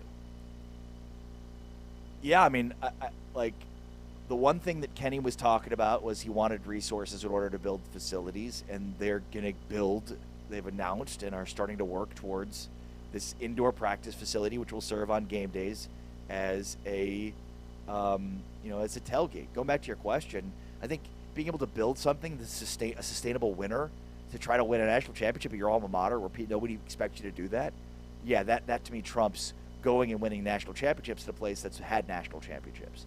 And I think to do it your way, like Dillingham's doing it his way.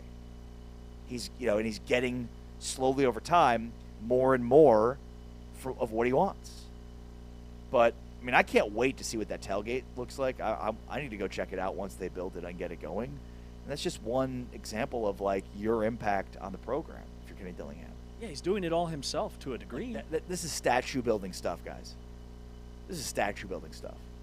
That's why you stay. Now, Kenny doesn't care about having a statue built of him, but that's the end result here. When you build a consistent winner, whether you win a national championship or not, you build a consistent winner that at least year in and year out has a chance to compete for a national championship. That's all you can ask for in college football. You're not going to win it every year. Nobody does. Not even Ohio State or Georgia or Alabama. At least now. Nobody's going to win it every year. Even when Alabama was rolling, they didn't win it every year. But are you in position to compete for one every year? Do you have the expectations? Do you have the talent? Do you have the players that want to? That's the biggest thing. And the fact that Arizona State, like if I'm an Arizona State fan, I am ecstatic that they survived this coaching carousel with Michigan and Auburn pursuing a 36-year-old head coach, and he elected to stay. Because that tells me they can survive other coaching carousels year over year. And 10 years from now, he's in his mid-40s. He will have other college football playoff appearances. He may have a national championship. If they survived this round, the only way I see them not surviving a round in the future is if he does win a national championship at Arizona State. He's done everything that he set out to do, and he just wants a change in scenery. His kids are getting older, and he thinks, okay, I'm going to go try and do it again somewhere else. And if that's the case, if you're Arizona State and you've got a natty, like you're happy for him, right? Yeah. I mean, so the quote that everybody's running with is, I don't care about being in a blue blood. I want to coach football and be happy, end quote. I would say that being in a blue blood, quote unquote, matters less and less every single year. It's funny. Ohio State, Ryan Day made this announcement that they're not going to have a senior day at the end of the year because it's the Michigan game. They're going to do it at the beginning of the year, which means they're not really having a senior day. Yeah, why? Like, what's the definition of senior day? Your seniors get recognized in the final home game of the season, right? Yeah. It's all part of, like, what makes college football different. Well, slowly it's being stripped away. Mm-hmm. Slowly the fabric of what makes college football different is being stripped away. Blue blood's one of those.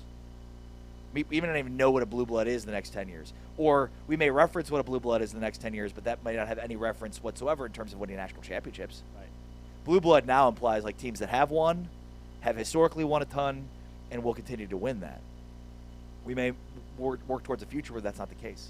A blue blood 10 years from now could be Indiana, could be Texas Tech, could be Arizona State, could be anybody. And you're spot on. The fabric of what makes college football special. Senior day going away. No spring games just about anywhere anymore. It's training camp. Pretty soon they're going to be like, do we need the bands? Bands are taking up a lot of premium seats here. Cheerleaders. Do we need a whole section of the band taking up all these seats that could be actually money? That could be monetized? What are we doing? All right, coming up next, countdown to kickoff, Arizona State. What do we know? What don't we know? Camp battles to watch, injury updates, depth chart locks. We do it all. For the Sun Devils, he's Ari, I'm James. We are brought to you by Modelo here on TuneIn and on Big 12 Studios. Johnson. Uh-oh. That's picked off. Keith Abney with the pilfer.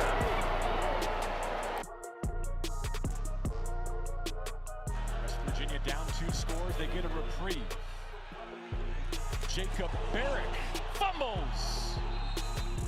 And able to get it back. So on back-to-back plays as Keith Abney jars this one loose. From the 24. Blitz coming. Pennington steps up. And he goes down.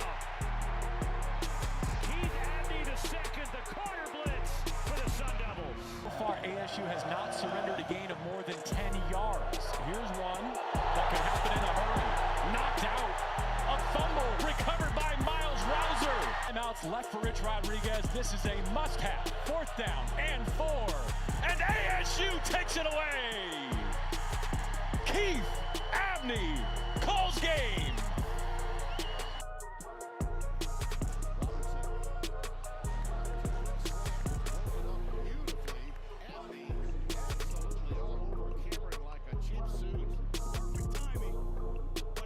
He needs 4. Handles a high snap. Lets it go. Right pylon. It is. Incomplete. Chris Dawn the target and a matchup of ones. Keith Abney wins this round.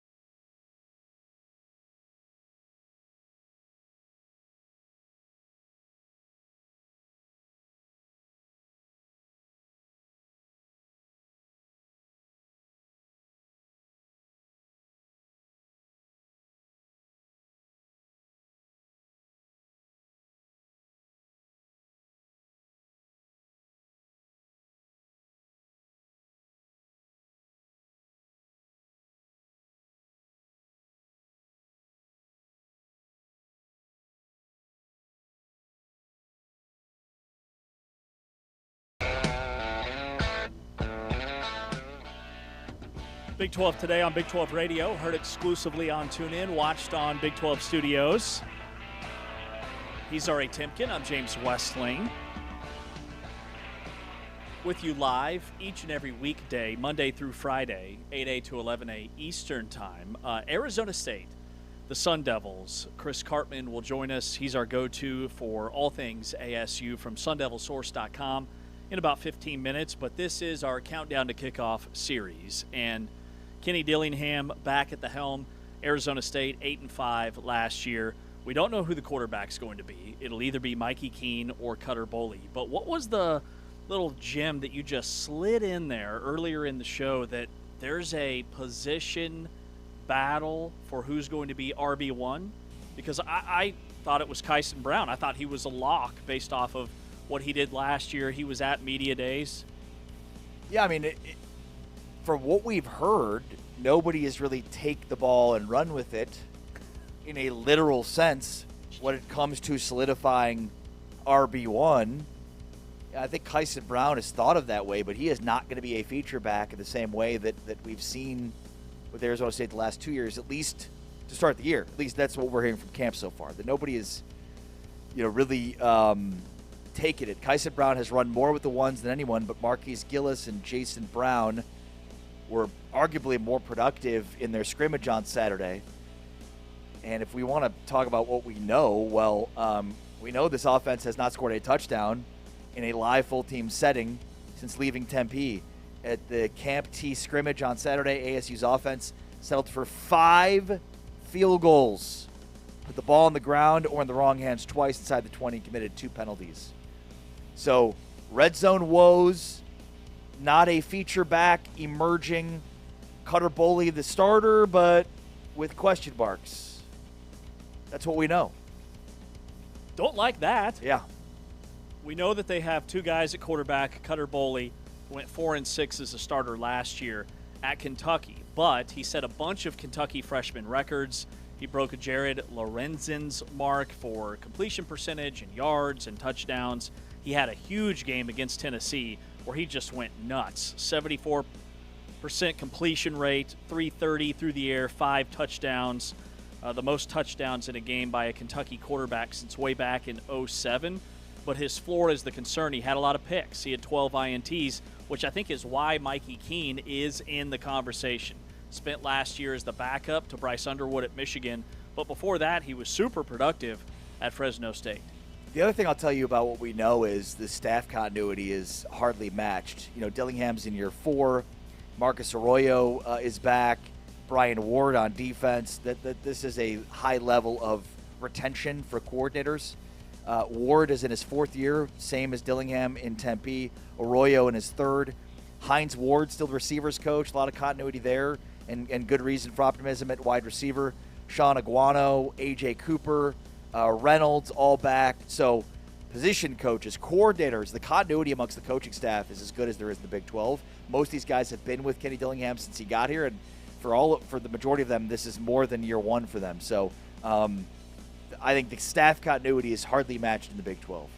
And they are loaded at receiver. I'm glad you brought up Hines Ward, the receivers coach, because remember, he turned Jordan Tyson into a pro because he got him so much better as a blocker, all those little things. And with Reed Harris, Amarion Miller, and they add a transfer from Washington who was a top 3 receiver in the Big Ten last year. That's huge. All right, Braden Vines Bright, they've got some studs at wide receiver. There's no doubt that is and that's one thing we know. They have depth at that position more than any other position on the field. What don't we know? Well, we don't know whether the offensive line can hold up, and this is pretty much the whole season. 0 players who opened 25 as starting offensive linemen are back, and the first team 5 is still moving. In fact, Champ Westbrooks, who's been the left tackle, penciled in there. We've seen Rob Lapua take his spot. They've kind of had all different guys across their offensive line as they've tried to figure out who's going to start for them and who's going to be their best 5. So solidifying the offensive line is, I would say, the most important part for this season's success. Yeah, their left tackle, Champ Westbrooks, started 1 game last year, and it was the bowl game because Ahanator was getting ready for the NFL draft. And then Stewart at left guard. They brought in a center who's a transfer from Georgia Tech, but he only started 3 or 4 games, so that's a major question mark. Who emerges at running back? Also something we don't know. You mentioned Kyson Brown. He's the presumptive starter, but we talked about some of these other guys, Gillis and the other Brown. Browns are aplenty at running back at Arizona State. Jason Brown, Raleek Brown, Kyson Brown. I know. It's insane. Obviously, Raleek is gone. He's at Texas, so good luck to him. But who emerges at running back is a major question mark. And then red zone woes. Is this scheme? Is it personnel? Is it quality defense? Dillingham, after the scrimmage on Saturday, framed it as the defense winning. But, I think some of these things we're talking about here play into this, right? Like, if you have lack of continuity in your offensive line, or you're not sure of who your O-line is, you're not sure who your running back is, you're not sure who your quarterback is, none of the other things kind of matter, and that could be a consistent issue. Remember, they play at Kyle Field on September 12th, so that's 3 weeks away. Yeah. It's coming quick. They open their season September 5th against Morgan State. The running back, so Raleek Brown is the transfer who's at Texas.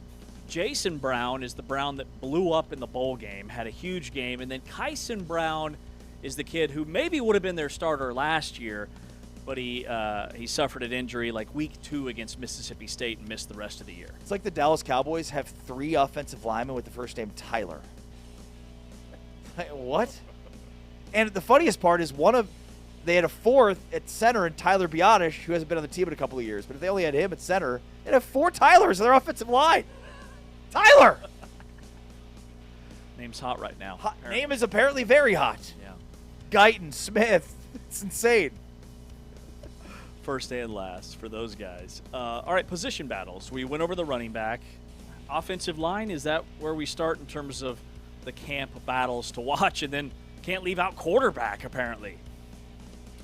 Yeah, I mean, pretty much you find a position and there's going to be a good camp battle there. I think Cutter Boley is leading. I think when you pay attention to the press clippings, Boley is leading. But I wonder if you ask Kenny Dillingham straight up, like, would you have thought one of these guys would have merged by now?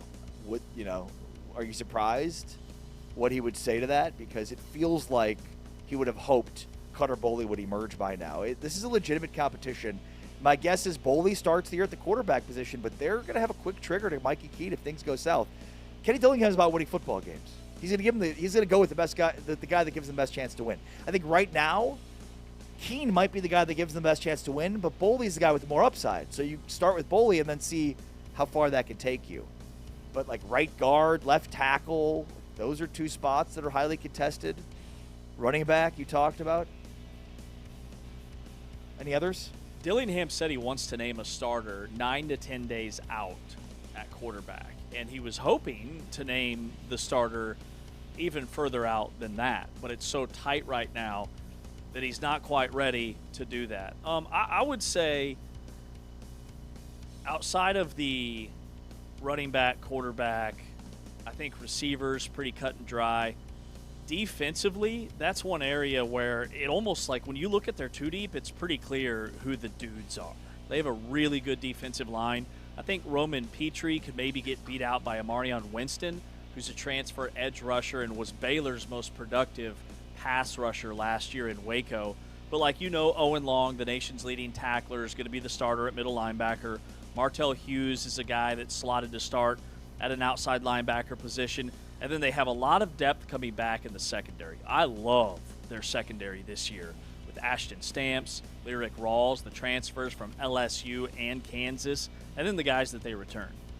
Yeah. And going back to what Dillingham said, that he credited the defense in the Saturday scrimmage for, the issues that Arizona State's offense had in the red zone. Also no Marion Miller. Miller was held out of that scrimmage on Saturday, so that could be a factor as he's set to be, I think, their number 1 wideout. And I think it said it was a workload management. Yeah, that's the word I was looking for. Thank you. CJ Fight, he's going to be a beast at defensive tackle. We asked Kenny Dillingham which position group has the most depth for Arizona State. Running back. Why? I think we're deep. I think we're talented. I think the guys we brought in are good players, and then you have guys like Sip and Jason Brown and Man who have been there, and Grayson Rigdon, combined with the guys that we've brought in this year. So I think the competitive depth is really, really good. We've gotten bigger in that room. That was something that I wanted to do, was get bigger in that room. So I love the size that we have in that room now. So I just think that position group is a pretty undervalued position group. Said running back. They have 4 different guys that could be the week 1 starter. Well, and the guy you mentioned, he said Mac.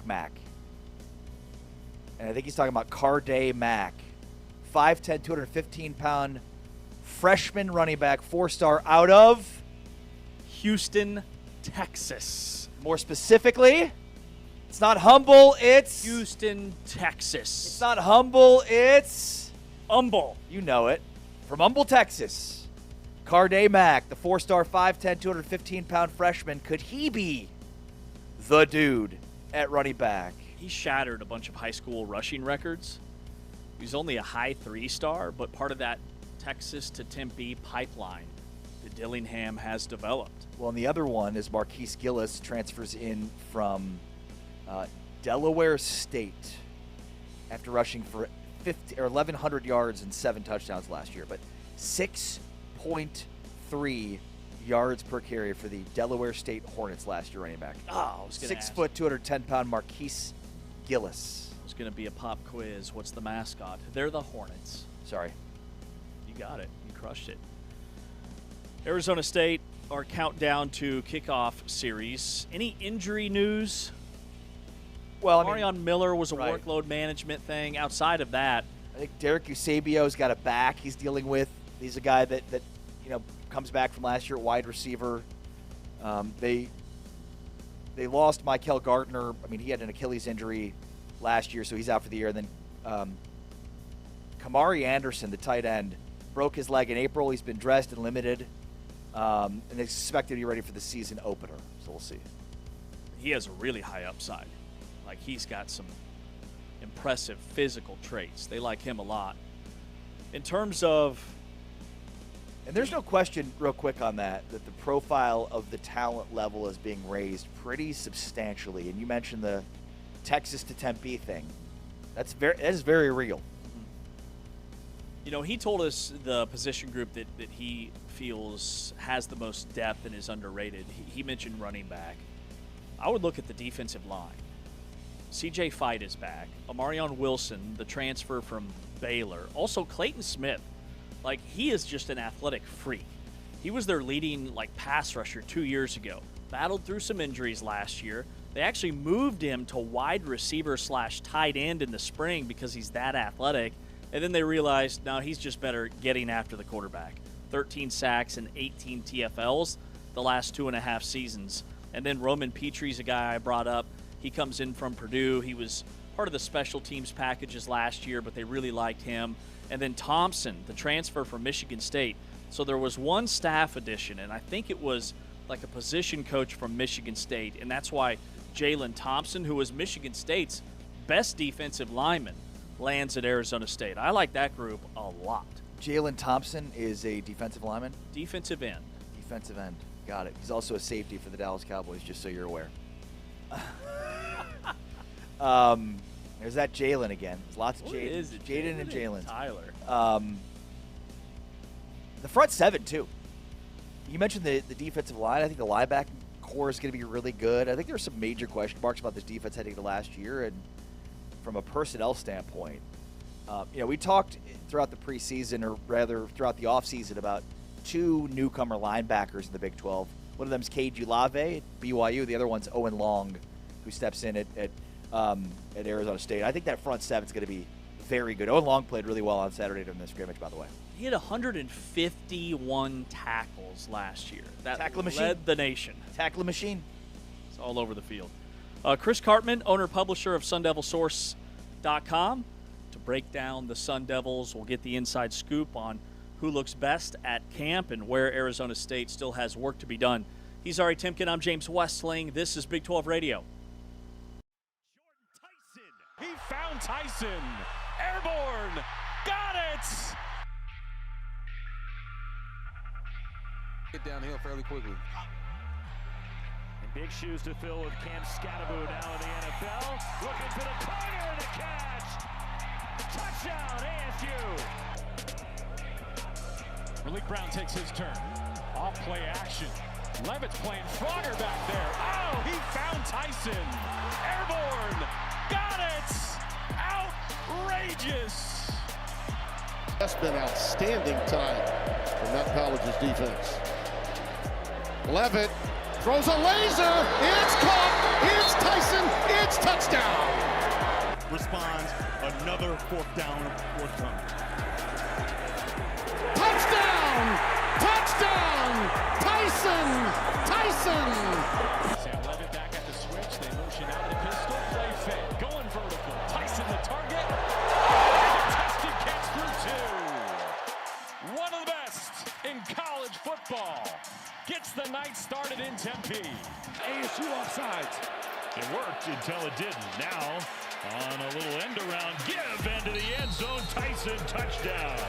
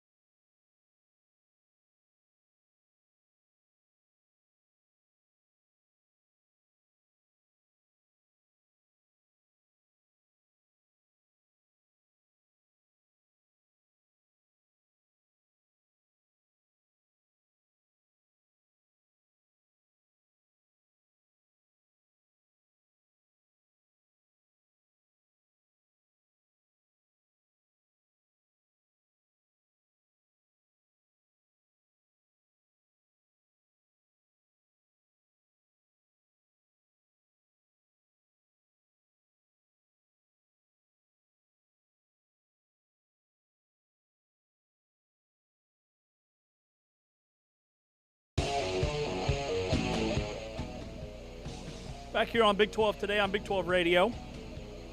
Arizona State, the team we look at today for Countdown to Kickoff. What do we know? What we don't know? How do they contend? Some position battles to watch, injury, depth chart, all the things. And Chris Cartman, the owner, publisher of SunDevilSource.com, joins us now to sort it all out. Chris, let's start at the quarterback, Cutter Boley or Mikey Keene, and when do you anticipate the starter being named? High-level confidence, it's going to be Cutter Boley. Kenny Dillingham said yesterday that he wants to get through the end of camp, which is just a couple days away before they make a final determination. But yesterday's practice saw Cutter Boley take a strong majority of the first-team reps for the first time. And I think this had been trending that way for a while now. He's had a pretty good camp, especially with avoiding the jeopardy throws, those dangerous, confidence-sapping throws. He's had only 3 interceptions in 11 practices. We've been counting in 11s. I think it's probably going to happen either this weekend or maybe like on Monday or very early next week. How much confidence do you have in Boley given what he's done this camp? He's done better than I expected. He's certainly made a pretty big jump from spring ball to now. He's got a lot of weapons at his disposal. The pass protections have been reasonably good. He's not being asked to do much. Like, it's a reasonable amount that's on his plate that he has to deal with. And so if he's just adhering to what he's asked on all these play concepts, they are very heavy screen game team with Kenny Dillingham being more involved in the play calling. They have the athletes, they have the size on the perimeter. Their blocking has been very good. They're getting their tackles out to the alleys and the boundaries in some of their screen game. So the run replacements are good. They have a mix of backs, and they have the big play weapons. Omarion Miller, Reed Harris, Jaron Hamilton's come on. So this shouldn't be too difficult for Boley. He just has to avoid those catastrophic mistakes. They're going to happen, but he had double-digit interceptions last year as a first-year starter at Kentucky. He's got to cut that quite a bit. And if he does, I think ASU has a chance to have a pretty good offense. Yeah, a couple of notes from what you just shared with us. I'd love to hear more about the offensive line because that's a new group, and it sounds like they're fairly athletic. Yeah, Mekhi Stewart, their left guard, is one of the best guard prospects that I've seen at ASU in my time covering the program. They added Tana Alo-Tupuola from Georgia Tech. He started, I think, 4 or 5 games last year for a very good offensive team with Haynes King. And the operation has been quite good. Very few procedural penalties or snapping issues. They had a little bit of a blip in the red zone with a couple things in their scrimmage on Saturday. That was really the first I've seen that, so it felt more anomalous than anything that is of particular concern. Their tackles, Jalen Clem and Champ Westbrook, started in the Sun Bowl, and they did reasonably well. Westbrook's had a couple pressures and a sack allowed in the scrimmage on Saturday, and he may be pushed a little bit by Luke Baklenko, who transferred from Oklahoma. He didn't play a lot there, but he had started for 2 years previously at Stanford, and he's a very heady, smart veteran guy, good size, average Big 12 athlete, but he's going to do what's asked of him. Their other guard position is either Wade Helton, who started some games last year at center and guard, or it could be Rob Lapuaho, who's got a lot of upside, 350-pound, big, heavy, physical, 6'6", a lot of upside. Like he's a guy who could maybe play in the NFL. He's not as polished as other guys, but I think overall this looks better than I had expected for a group that lost as much as it did last season. What about, defensively, Chris? I think there's a pretty significant strength here, especially along their front seven defensive line. The linebacker they bring in who led the nation in tackling last year, Owen Long. I think the strength of this team could end up being their front seven. Yeah, I think you're paying attention to what's going on in ASU's camp because that is a very accurate assessment. They brought in Jalen Thompson from Michigan State and Imarion Winston from Baylor, and those guys are looking very good at defensive end, coupled with Clayton Smith's return for a 6th year after he was a solid player. Roman Petrie was just on the outskirts of their rotation at end last year, and he's made very good strides. And they have a freshman from Texas, Julian Hugo, who's a special player as a defensive end. Like, he's got a chance to be an all-conference and a higher-end draft pick. He's not, quite going to be as good as other options right now, but he's improving rapidly. And then at D-tackle, I think everybody knows about CJ Fight. He's one of the best players on their team, an all-conference preseason guy who's had a very good camp. Blazin Lono Wong has made a jump at D-tackle. Zach Swanson, really not healthy last year after being one of their top 3 tackles in 2024 for the Big 12 championship team. And you mentioned Owen Long. He had 144 or something tackles last year to lead FBS. And he is absolutely one of their best players, top 5 player on the team. He has a extremely high football IQ, savvy, quick, always around the football. I felt like he had like a honing device for the football. Martell Hughes and Cyrus Fiaseu played a lot at linebacker last year. They were right behind Jordan Crook and Keyshawn Elliott, the starters that they lost. So ASU's been a top 3 run-stopping defense the last 2 years in the Big 12, and this may even be a more physical front 7 than they had those last year especially. So I think that's going to be a strength of their team. Kenny Dillingham told us at Big 12 Media Days that the deepest position was running back. I think I kind of assumed Kyson Brown was going to be the starter. How do you see that position unfolding as the season develops? Yeah, I think running backs among their deepest positions, along with wide receiver and their defensive line probably. At running back, they have a variety of different types of complementary players, from the scat back types like Jason Brown, Man Robinson. They have the bigger, more physical backs that they added via transfer in Marquise Gillis from Delaware State and David Abbott. And then they have the guys who are kind of in between, which would be Kyson Brown and Carde Mack and Grayson Rigdon, guys that kind of do everything. I do think that Kyson Brown is going to be the starter going into the season, but he's being pushed quite a lot by Marquise Gillis, who's physical.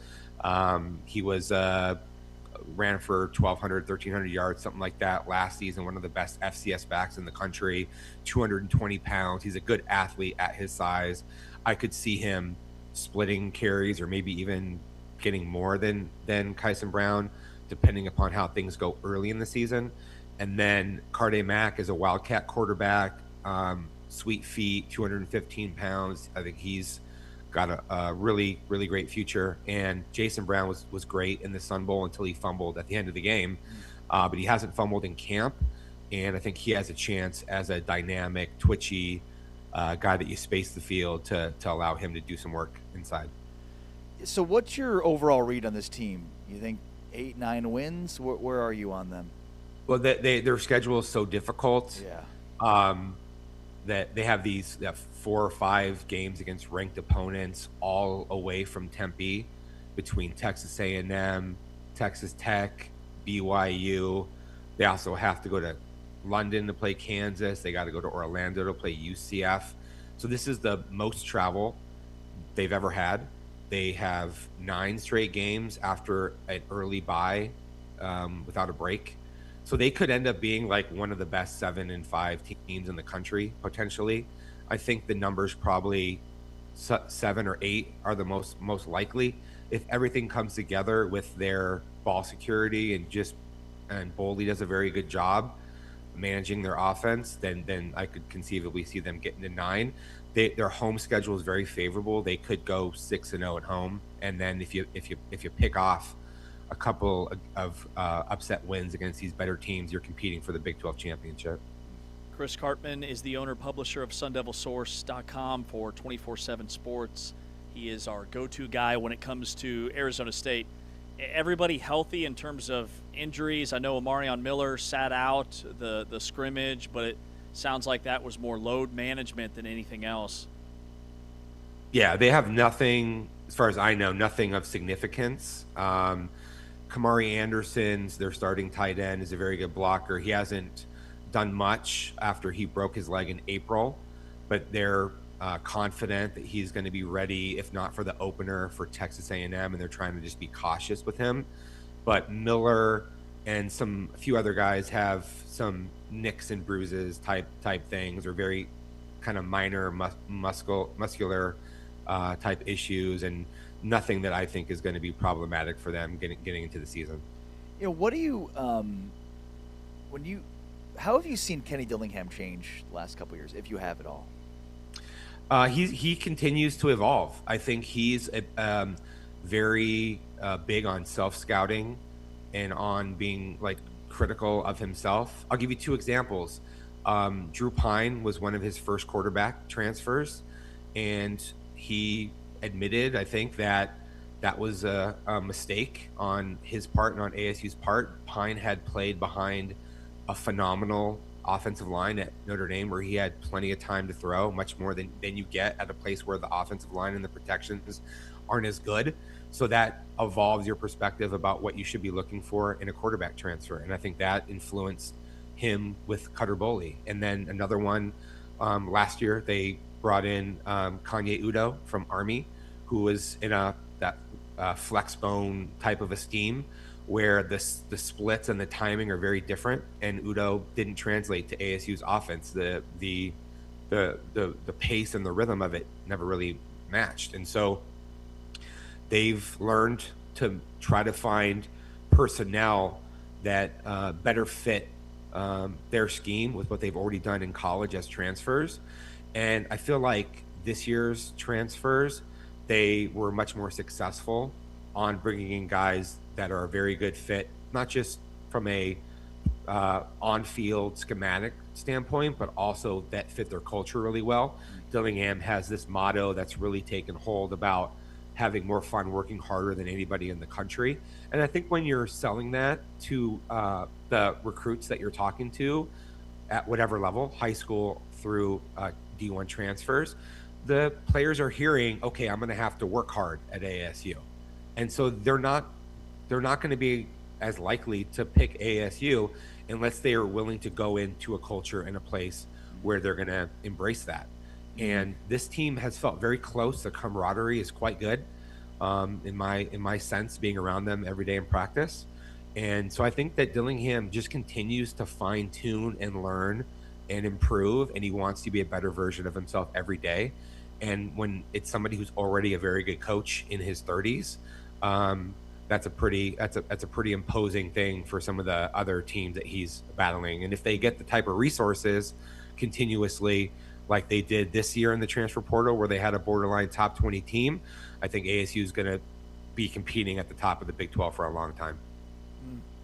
Couple intangible questions for you, Chris. Number one, tell us more about Camp T. How far is it from campus? How many years have they been doing this? And then my next question is, how many games will Arizona State be wearing these 1987 Rose Bowl throwbacks that are sweeping the nation, and why would they ever wear anything other than that uni set? Yeah, I'll take the second part of your question first. I think the uniforms are fantastic. They're a huge hit with fans, and people have expressed the same thing that you're saying about them. Perhaps should be their default uniforms, especially with the Sparky on the helmet. People love the stripes, the big font with the Arizona State. Like that's it's hitting people in all the feels, and I think they may wear them twice, certainly once, maybe twice. It's also the 96 team Rose Bowl anniversary, so there's 2 anniversaries, so conceivably you could see that. I'd be cool if they wore them all for all their big games or whatever, because I like them that much personally, and I'm not even really a uniform guy. And then the second part of your question, Frank Kush, ASU's legendary famous coach, convinced the school to build this Camp Tonizona in the late 50s. 1960, I think, was the first year that they actually hosted the camp for ASU. And it's about an hour and 40 minutes or so away from the Valley, depending on where you live, hour 30 to 2 hours at the most. I love it up there. I haven't missed a practice up there in 21 years, Wow. 22 years, something like that. We got a Airbnb in Payson, Arizona, which is a 15,000 person town that's about 20 or 25 minutes away. It's 20 degrees cooler, 15 degrees cooler than it is here. It's 5,000 foot elevation, extremely rustic, Spartan existence. They didn't even have cell phone service for many years. They do more recently because they need that for their data and their cloud and everything for their film. But it's not that different than it was when I started covering the program.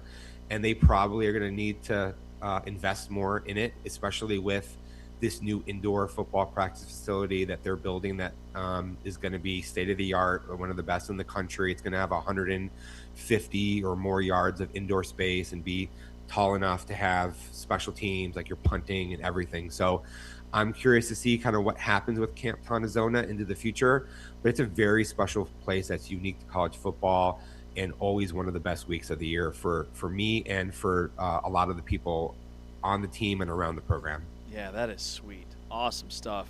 Chris, we're excited for the season. Appreciate your time, and we look forward to chatting with you about the games once they're actually played, because college football is so close to actually having some real action to be talking about. It's going to be fun, guys. Thanks for having me. Thanks, Chris. See ya. Chris Cartman, owner, publisher of SunDevilSource.com for 24/7 Sports. What'd you learn about Arizona State? Well, I mean, Camp Tonazona sounds like a lot of fun. You know, I mean, imagine a 20-degree difference out in the mountains. That's pretty cool. Yeah, you know, the front seven is a huge strength. And I would say going into a football season, if you're good up front, you know, and have a good front seven, you're going to be salty. Like, we talk a lot about the importance of rush offense. I'm confident that Arizona State will have a good rush offense. Might take a little bit to get there and figure out who it is. Maybe Carday Mack ends up becoming the guy. But I'm pretty confident they're going to be able to stop teams running the ball. Mm-hmm. And, like, football at the end of the day in the Big 12 recently has been about two things: running the ball and stopping the run. So they at least off the bus can do half of that. Let's see if they can do the other half. I love the idea of having that freshman running back, Mack. He said in Wildcat packages, taking snaps as the quarterback, a new wrinkle. All right, we'll wrap up the show coming up next. He's Ari, I'm James. This is Big 12 Radio. Now trying to fight back. Throw, ball is out. That whole thing just exploded. And Romello Height recovers it. First down. Jackson, run down from behind. Romello Height is another one. Call it the dog position. Well, he is a dog. Up here. Here comes Height. Romello Height breaks it down. Ball is free. It's a scoop and score for Curry. Talk about primetime players. Make primetime plays. First down with Bruin in motion. Daniels. Height is behind him, and he smoked him. And look at the speed of which he gets to the quarterback. Oh, you have no chance. Back in Texas. Look out here. You wanted them to be aggressive, but there's only so much you can do, and Romello Height is knocking on your door.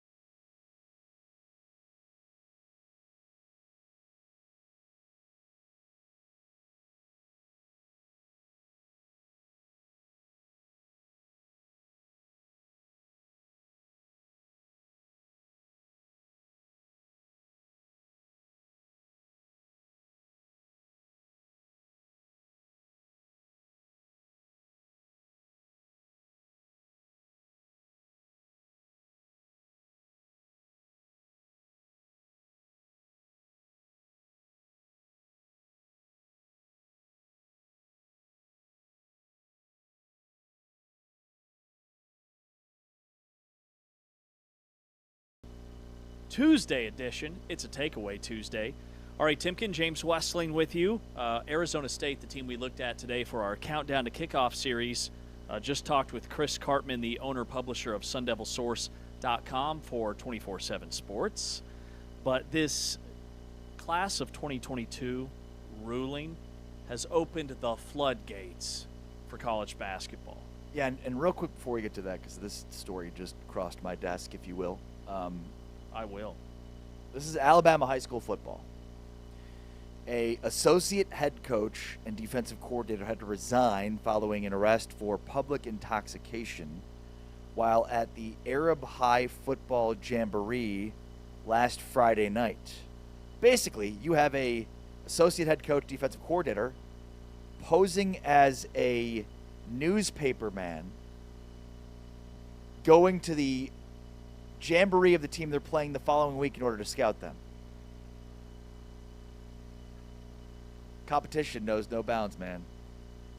So basically, Arab police say that this coordinator and other Guntersville coaches were at the Arab Jamboree game Friday night to scout Arab, Guntersonville's Week 1 opponent. According to the Advertiser Gleam, Folks flashed some sort of pass in an attempt to get onto the Arab sideline and told officials he was with the Birmingham News.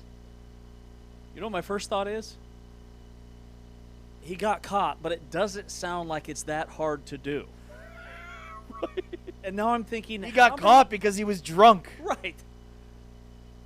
Had he not been drunk... How many coaches are sneaking into other teams' scrimmages or practices, especially at the high school level? It's a great question. I love great questions. Nebraska's historic sellout streak faces uncertainty as tickets lag. So the one thing about Nebraska football is they've been on a historic sellout streak. They have sold out every single game at Memorial Stadium since November of 1962. That is more than 400 home sellouts. Wonder which game it is. Apparently, there are still tickets available for Nebraska, Ohio State. They're 10,000 tickets short. Ohio State fans will scoop those right up. So we'll see. But they've sold out every home game since 1962. Can that continue? I thought you were going to tell me that fans were refusing to buy tickets because of those god-awful uniforms they just unveiled earlier last week. Maybe that's it. Maybe years and years of losing. Years of losing we're not going to get in the way of Nebraska fans going to games. It was the uniforms that finally did them in. These aren't Nebraska uniforms. I'm not showing up to support these. Who is that team? Who are these idiots? It's like if Alabama came dressed like the Charlotte Hornets. Doesn't make any sense. Right? All right, you asked the question about the 2022. So earlier we talked about Donovan Atwell. Joe Tipton from On3 reporting that Donovan Atwell would rejoin the Texas Tech team following the Colorado ruling that would make those players eligible. We've talked earlier about Trey White, Melvin Council potentially being available for Kansas. There are plenty others. And it's going to be really fun to watch college basketball this year because there will be a ton of experience, a ton of good players and talent. I mean, Kansas and Texas Tech were two teams that were set to be pretty good this year. And then you add back two players from last year's squad, or in the case of Tech, from a couple of years ago, and Darion Williams, and for Kansas, two top scorers. Like, suddenly this is going to be a really fun season.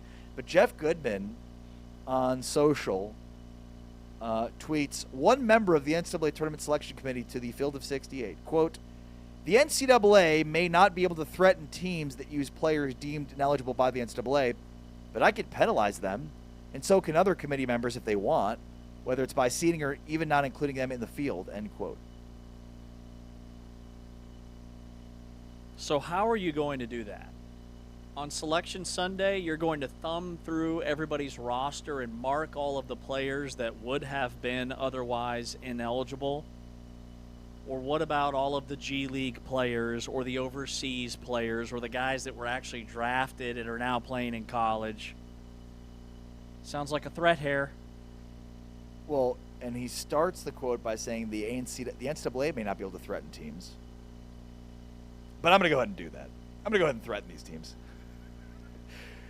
By the way, I'm not a lawyer. Sometimes I like to play one on the radio, but that you can't do that, right? Like if there's a court ruling, you cannot conspire to interfere with a court ruling.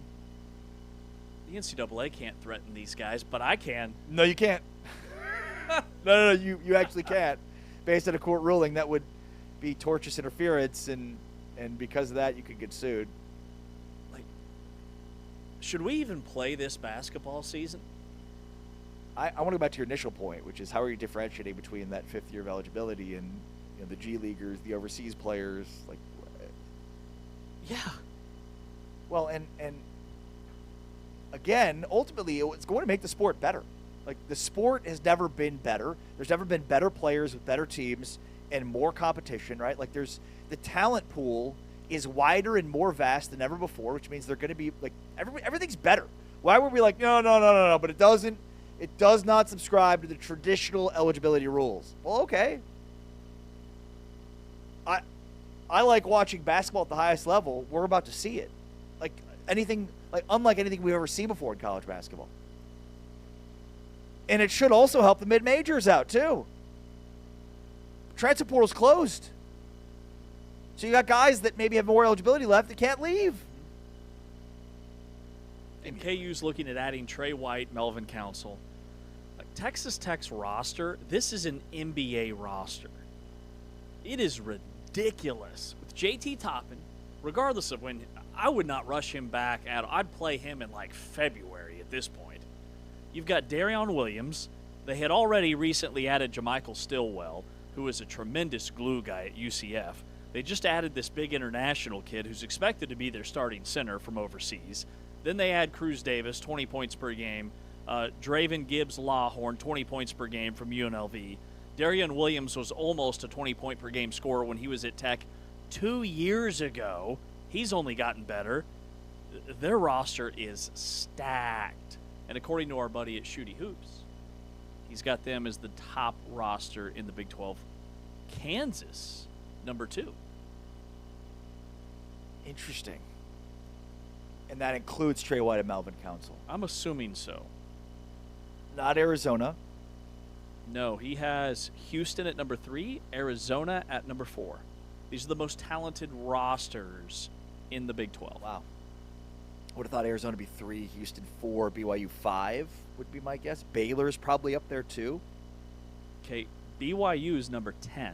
Wow. Baylor's number 8. Okay, let's go full circle here. BYU's roster is 10th in talent? Yes. You think Kevin Young is going to want to spend some money on some talent before the season starts? How's he going to do that? That money needs to be applied to football. Doesn't it? Doesn't it? They've got Rob Wright, Colin Chandler, and Bruce Branch III. They've got Dawson Baker coming back from an injury. Kadeem Boop is coming back. But I can see why their roster is ranked where it is when I look at some of the other teams in the league. Iowa State's number 7. Now, Iowa State, Oklahoma State, and Cincinnati are the teams that they have slotted 5, 6, and 7. This is based off of analytics and metrics and all these point scoring systems. But Iowa State was like the front runner for most of the offseason. They were a solidified number 1 because they did all their work when the portal opened fresh. But now you're seeing like Kansas and Texas Tech, who have kind of waited this thing out, just absolutely stacking their roster. Well, and I think right now it's European shopping season. You mentioned Texas Tech. I know Kansas was in on a guy in Europe. And I would assume BYU as well. Like, again, like, I don't think if we're going off of Shooty Hoops' ranking of the 10th most talented roster, like, that's not what we're used to with Kevin Young, and especially with this whole infighting drama going on between BYU football and basketball. It's going to be for a very, very interesting fall. I mean, where would BYU's roster rank last year if they didn't have A.J. DeBonsa? Pretty low. Right? Yeah. Pretty low. But it had the number 1 overall pick, so it's going to increase the talent level pretty substantially. Yeah, he was pretty good. He wasn't bad. Not bad. All right, so tomorrow we're going to do which team for Countdown to Kickoff? Utah. Thank you, guys. And then it's Kansas State on Thursday? Yep. Houston on Friday. What did our guest who's going to join us say about Ari? He said some things about both of you guys. No, I think it was just Ari. You think so? Well, I'm going to sip some tea and actually say what he said. He said, James with that glorious hair on a deal with the devil could provide, and Ari with those beady little eyes trying to steal his soul. That's our good friend Tim Fitzgerald from Go Power. It's not a deal with the devil, right? It's just like It's just my barber. Yeah. But I was more. I that really and wanted like, to zero in on your look of death. Apparently. That and die, right? Die. It's your barber and die, right? That's what you're doing? Just for men. That's it. That's it. What have you been doing to Tim? You're not a natural What blonde. have you been doing to Tim? Don't. Just no, don't pin this. looking on. at him with my beady little eyes. All right, let's get out of here. We'll do Utah tomorrow. K-State on Thursday. Is it weird that I take that as a compliment? Same. Yeah. It's Well, the I mean, nicest of thing course you do. anybody's You ever talk said. about your hair. He's talked about what is it again with the stare of death with your beady little eyes, and I'm like, yeah. And you tried to steal his soul, apparently. Highway robbery. James has got amazing hair. I've got beady eyes that steal souls. Love it. Huge compliment for me. He still likes you better. Chris Cartman from SunDevilSource.com was our guest today as we went over Arizona State. We're back tomorrow, 8A to 11A Eastern Time, 7 to 10 Central, right here on the channel. But for now, for Ari Timken, I'm James Westling. For Taman Turner, our audio producer, and Anthony Smith behind the camera for Big 12 Studios. We'll talk to you then.